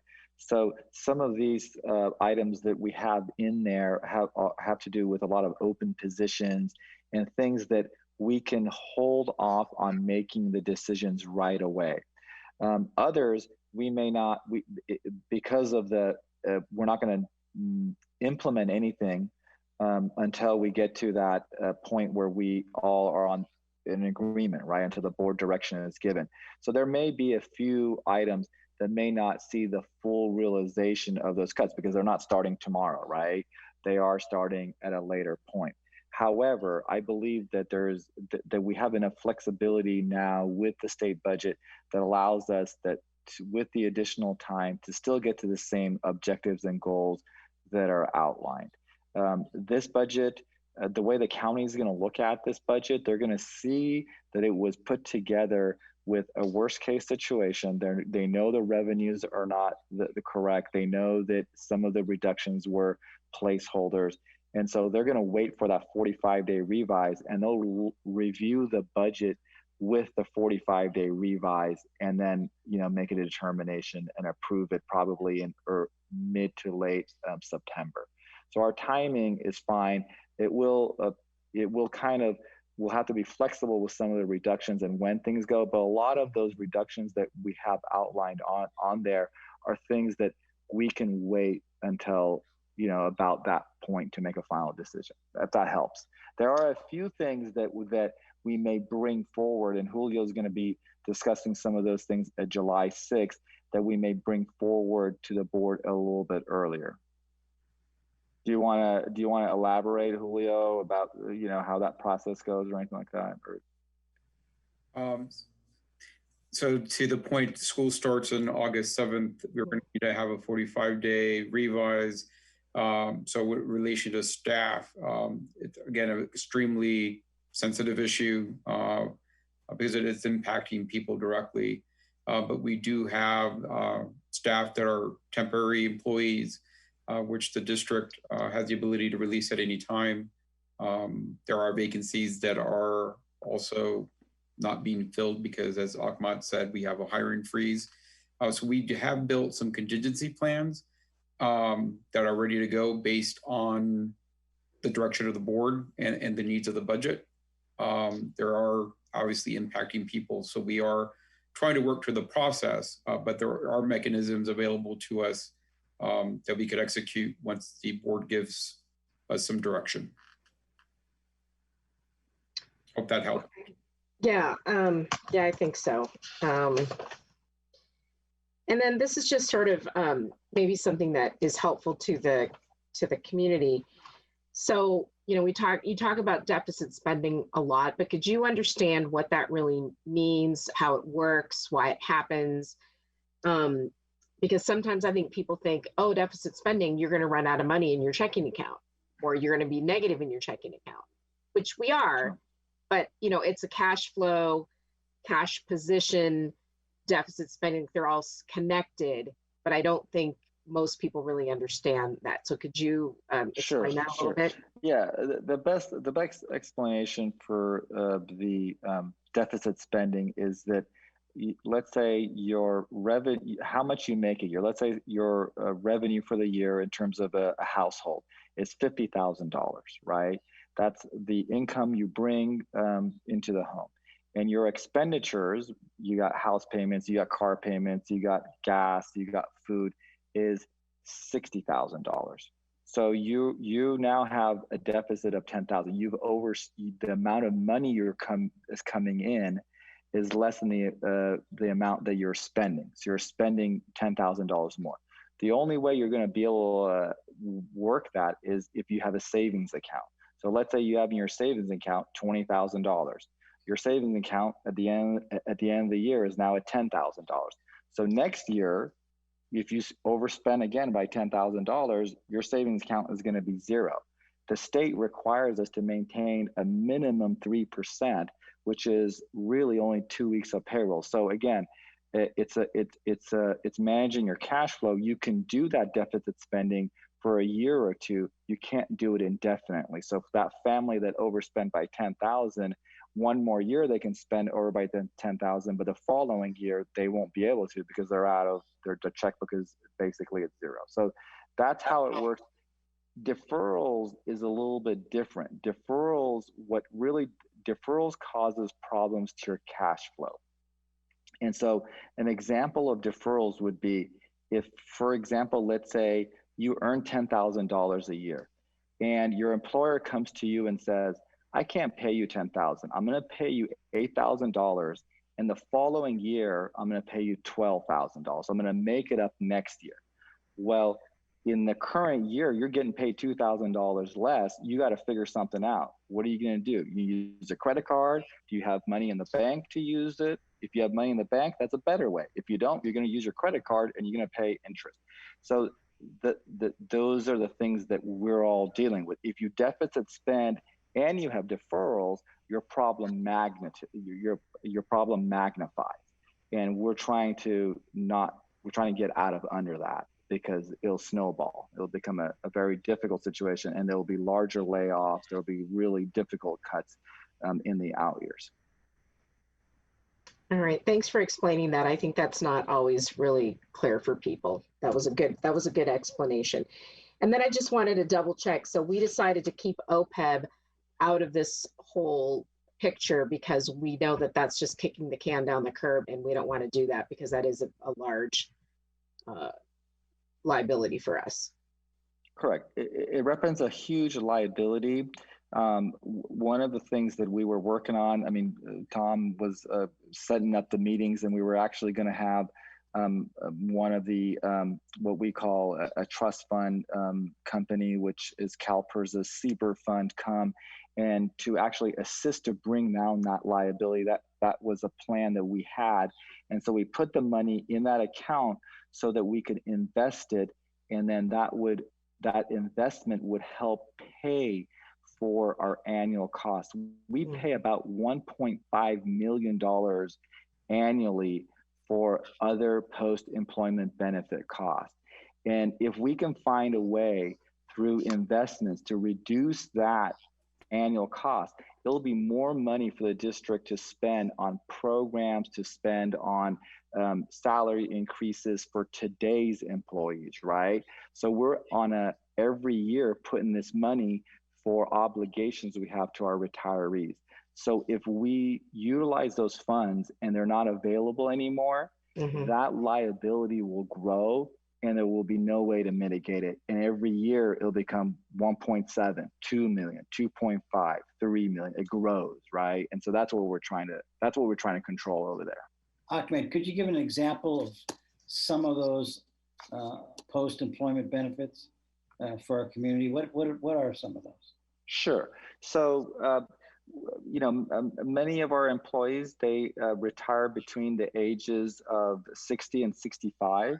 And so between those years before Medicare kicks in,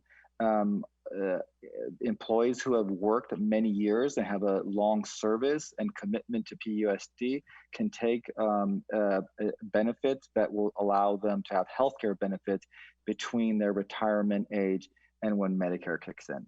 And so it's an important investment in our staff and provides healthcare benefits to those individuals. And it's been here for a long time. Yeah, it's a common practice, but it's a cost and it's a benefit that has to be managed.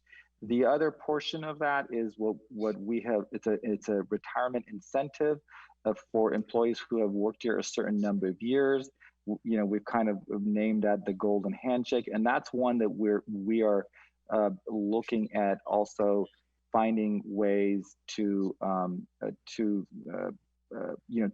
of stop, because we feel that is also a growing liability for the district in the out years. Thank you. Jamie, I'm sorry I interrupted you there. No, that was good. Thanks. Okay, Valerie? Yeah, question I had. We've gotten some input from the community regarding on the reduction list, number 16, which is the reduce the general fund allocation to the CTE, the Career Tech Ed program.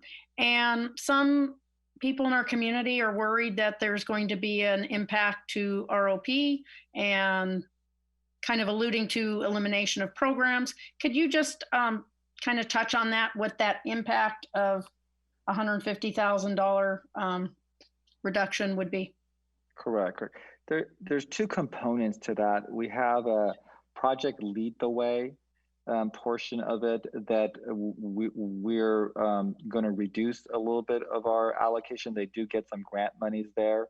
And Tom, feel free to chime in and correct me. But the ROP, the CTE program, is a reimbursement program.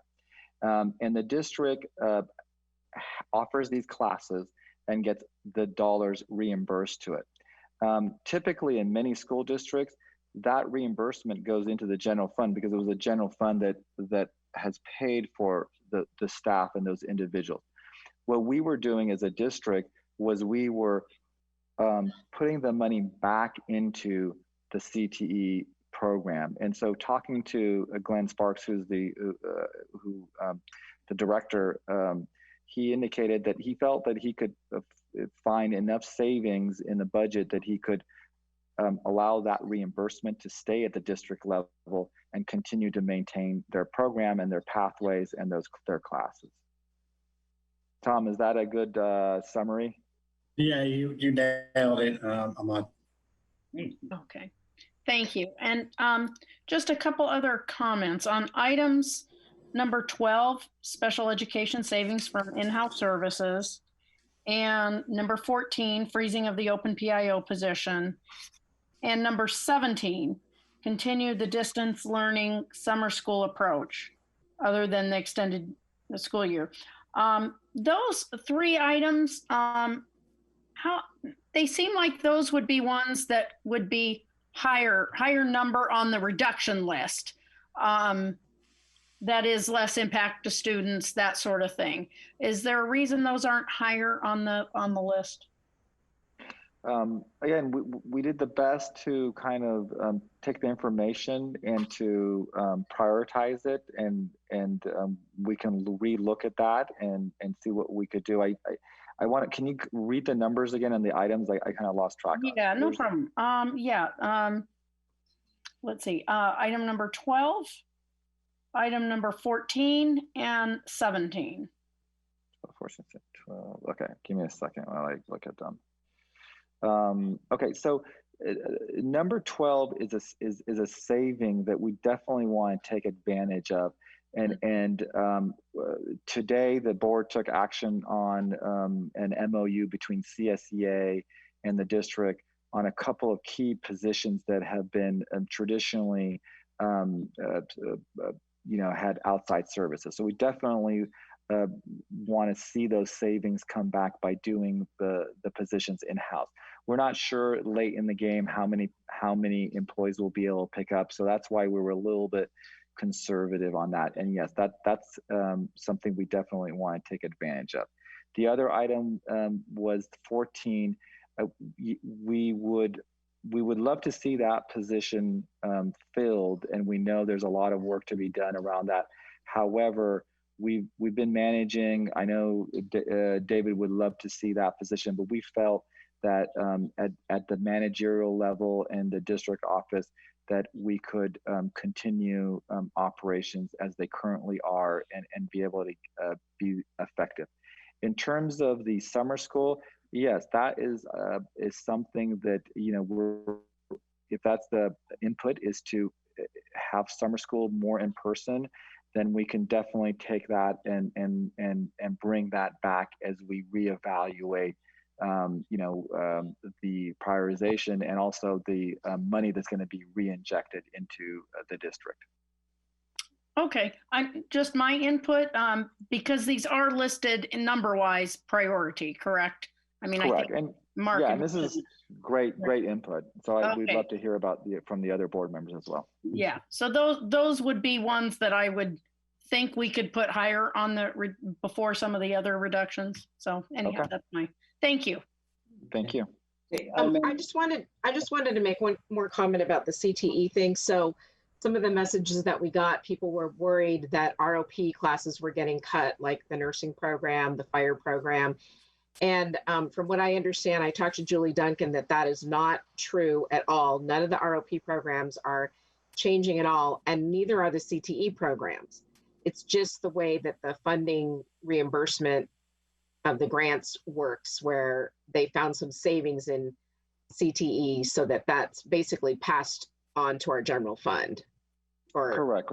Yeah, correct. So basically, as I said, some districts, when they get reimbursed, all that goes into the general fund because the expenditures came from the general fund. Our district has historically taken that and reinvested some of it into CTE. And so this is CTE saying, hey, we can probably tighten up our budget and continue doing all the classes, not affect any of the pathways and classways, but some other peripheral things that were going on can be tightened up. Right, and I think this is an example of, what I see in this budget is I see an awful lot of tightening up and a lot of rethinking, reorganizing, moving things around to really not impact programs and impact people or staffing as much as possible. That's what I see in this proposal, that I don't think I've ever seen our executive team take this approach ever in years past. So I think you guys really put a lot of work into this, and I don't really have any feedback per se on the priority, really. I mean, it all sucks, but it's, you guys have really put some good thought into it. Okay. Yeah, I just have one question and one comment. The one question is the question I get a lot. I defend the district a lot on this, but there is no rainy day or slush fund, correct? No, I mean, what you see is what you get. So our basically rainy day fund is the reserves. And we have been, we have been fortunate that we've had that reserve. And so we've been able to basically cushion some of the impacts that we've seen in the budget impact. And so other than what you see in those numbers, there is no other hidden money. Our books are completely open to the public. I knew they were.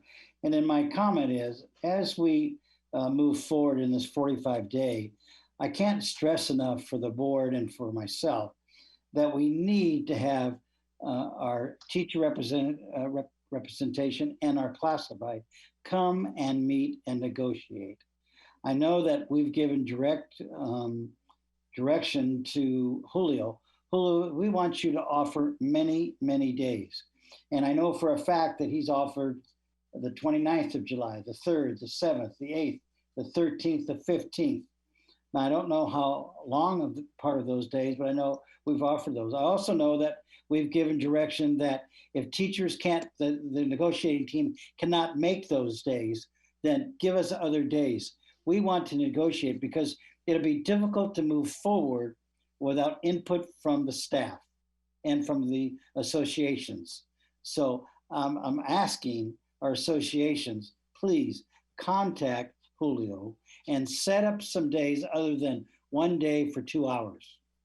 Set up some time, give them some time, and get down to the hard bargaining that has to happen because we have to move forward.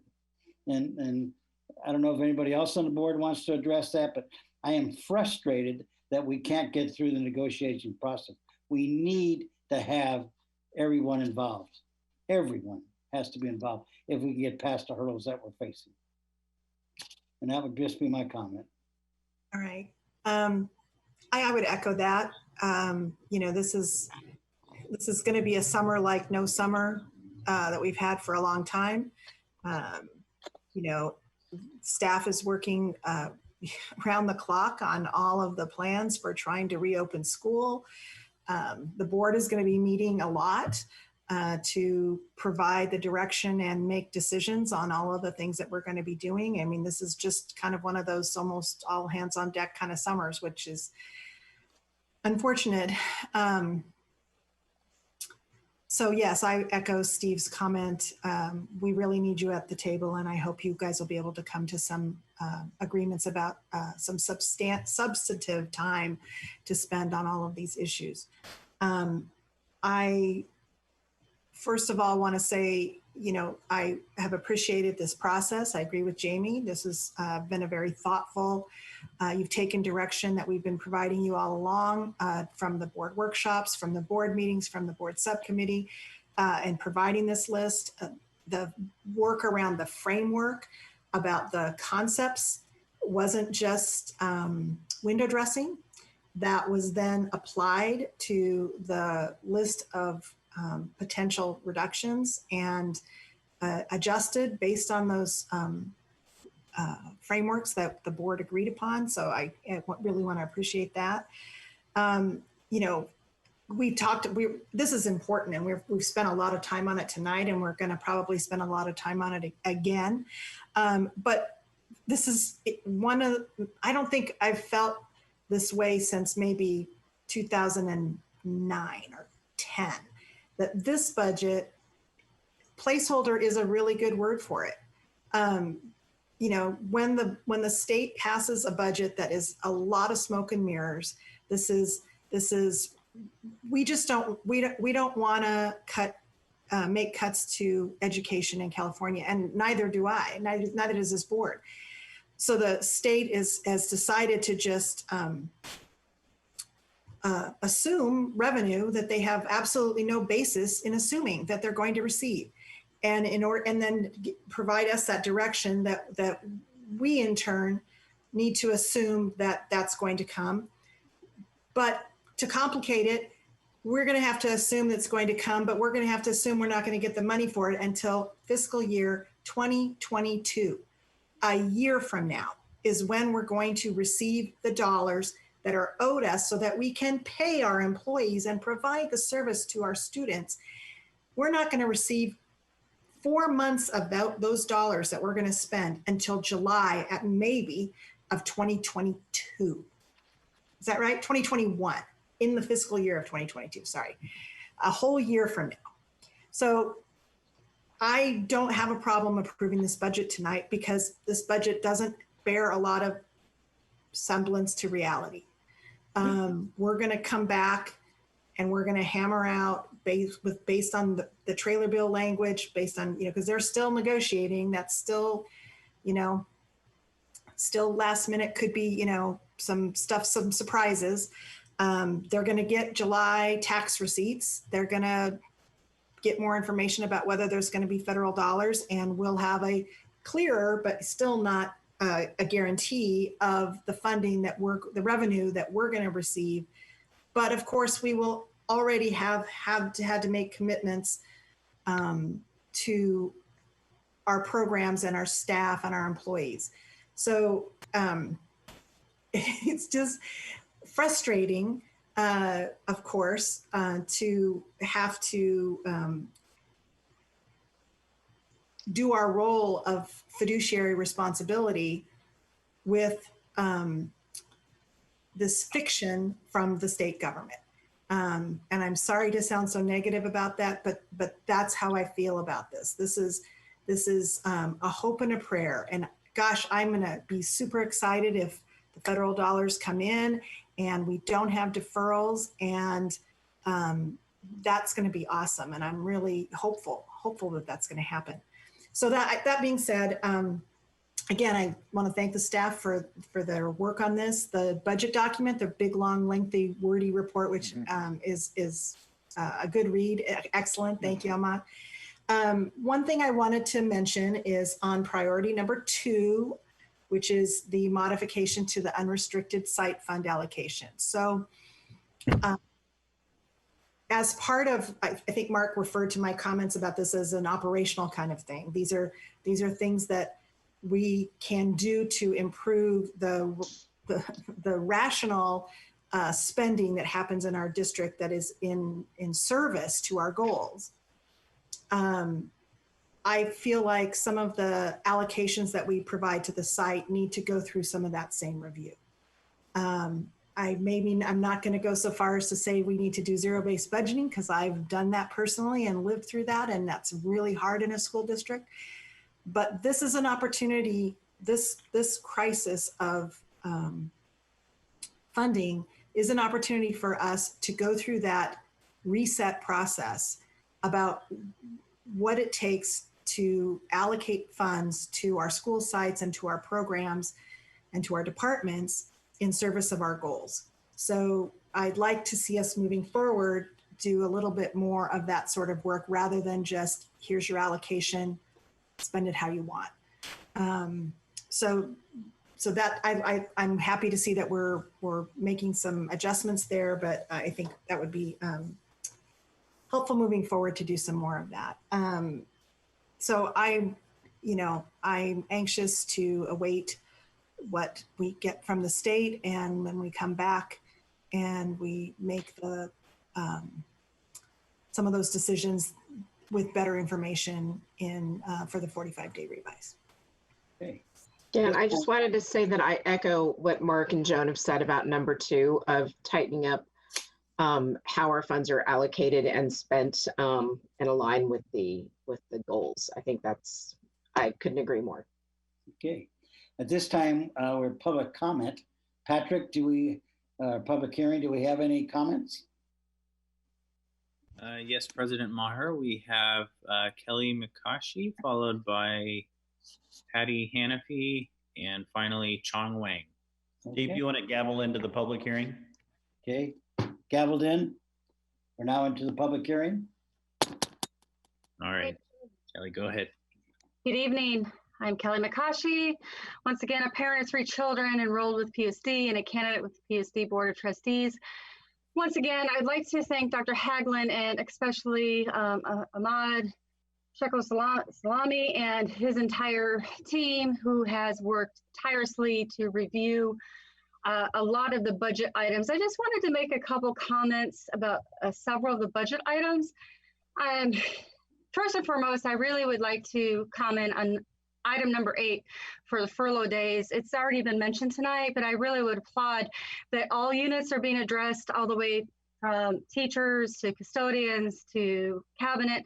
It really says a lot about everyone's going to take a hit for the benefit of our children. And I think that says a lot to the dedication for all the employees working in the district. And I applaud everyone for that consideration. I think it sends a very strong message. I do believe that This was also addressed with some of the board members, item number 22, streamlining library services. I just wanted to reiterate that it's important to remember that building student literacy skills is essential for every single student, not only for early emergent readers, but for students who may be learning English as a second language learner, and for other students who may be struggling with reading and writing.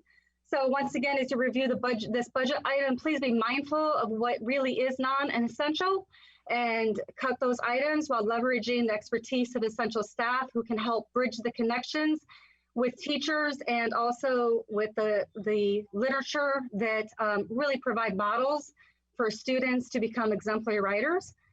And then lastly, just a comment for option number 5. I would really ask the district to consider increasing revenue to challenge you to think outside the box. Understanding that these are very difficult times, I would also just encourage perhaps putting together a subtask force to involve the community members, district personnel, and other individuals with expertise with fundraising to brainstorm and consider other options to increase revenue beyond the $310,000 currently flagged. So it's really just about considerations, you know, really maybe capitalizing on our time with COVID and really see about other options for increasing revenue. Thank you very much for your time, and applaud everyone for your hard work on this process. Thank you. Thank you, Kelly. All right, next we have Patty Hannafy and then Chong Wang. Hi, first of all, I want to say thank you, because I know that everybody's been working overtime this summer, but I do want to take a moment to address item number 26 on the reduction plan and having to do with specialists. Elementary specialists have a very unique relationship with students. We see them over a series of years, and we have a very unique view of these kids, and we're able to help classroom teachers see the kids over how they've progressed over a period of time. Science is needed more than anything at this time, just teaching kids how to think critically and look at the world critically around them.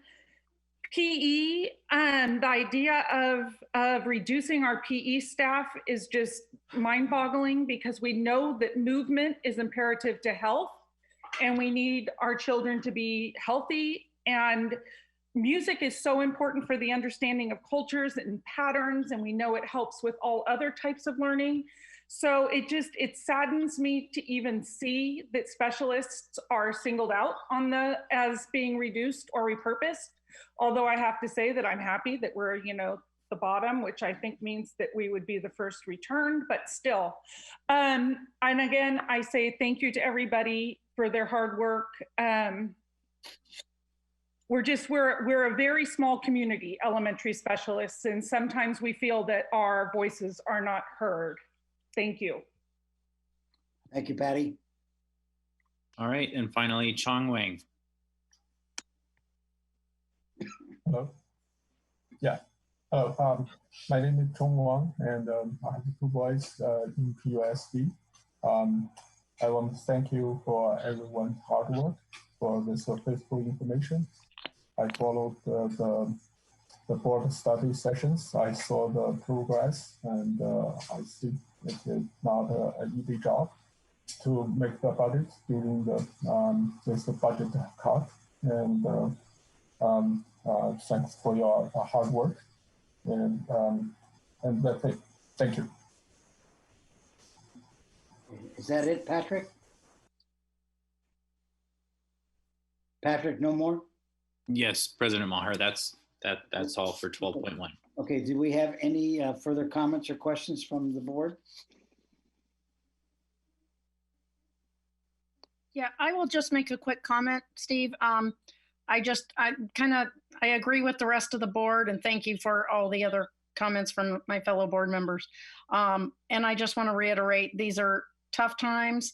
I didn't think I would ever be faced again with this type of situation in my tenure on the board, but Trustee Yee and I have both experienced this when we were first elected nearly 12 years ago, and it's unfortunate we're in this situation again. So I know we've gotten a lot of public comment with emails to us and calls to us, and I just want to say, you know, we are doing our best to you know, keep the district fiscally solvent, at the same time trying to preserve our high quality education as much as possible. And also, I would also like to iterate as well my thanks and gratitude to our staff, Ahmed and your team, and everybody else that has helped with putting this process together. I think it's a lot of thought has gone into it. It's great the work you've done, and it's made our job as board members a little bit easier to see it all spelled out like you did it, and a very a great process. And it's been a transparent process.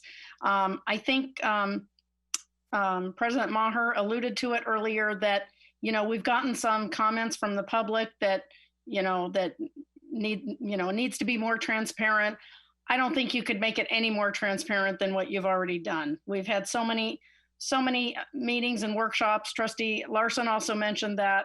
And, you know, the public input, many avenues in which the public can comment on any of this, including contacting us. So thank you. I think you've done a tremendous job. Our district has done a tremendous job putting this all together. And it's very transparent. And I think, you know, our public deserves that. And I think we got it. So thank you. Before I move on to any other board members, I'd like to close the public hearing. And are there any other board members who'd like to say something? With that, do we have a motion? I'll move approval of the budget as presented in 12.1. Second. Okay. Trustee Yee? Aye. Trustee Arkin? Aye. Trustee Larson? Aye. Trustee Miller? Aye. And Trustee Maher? Aye. It carries, passes. Thank you, Admin, for all the work you've done on this, all the work. And your team, and your team.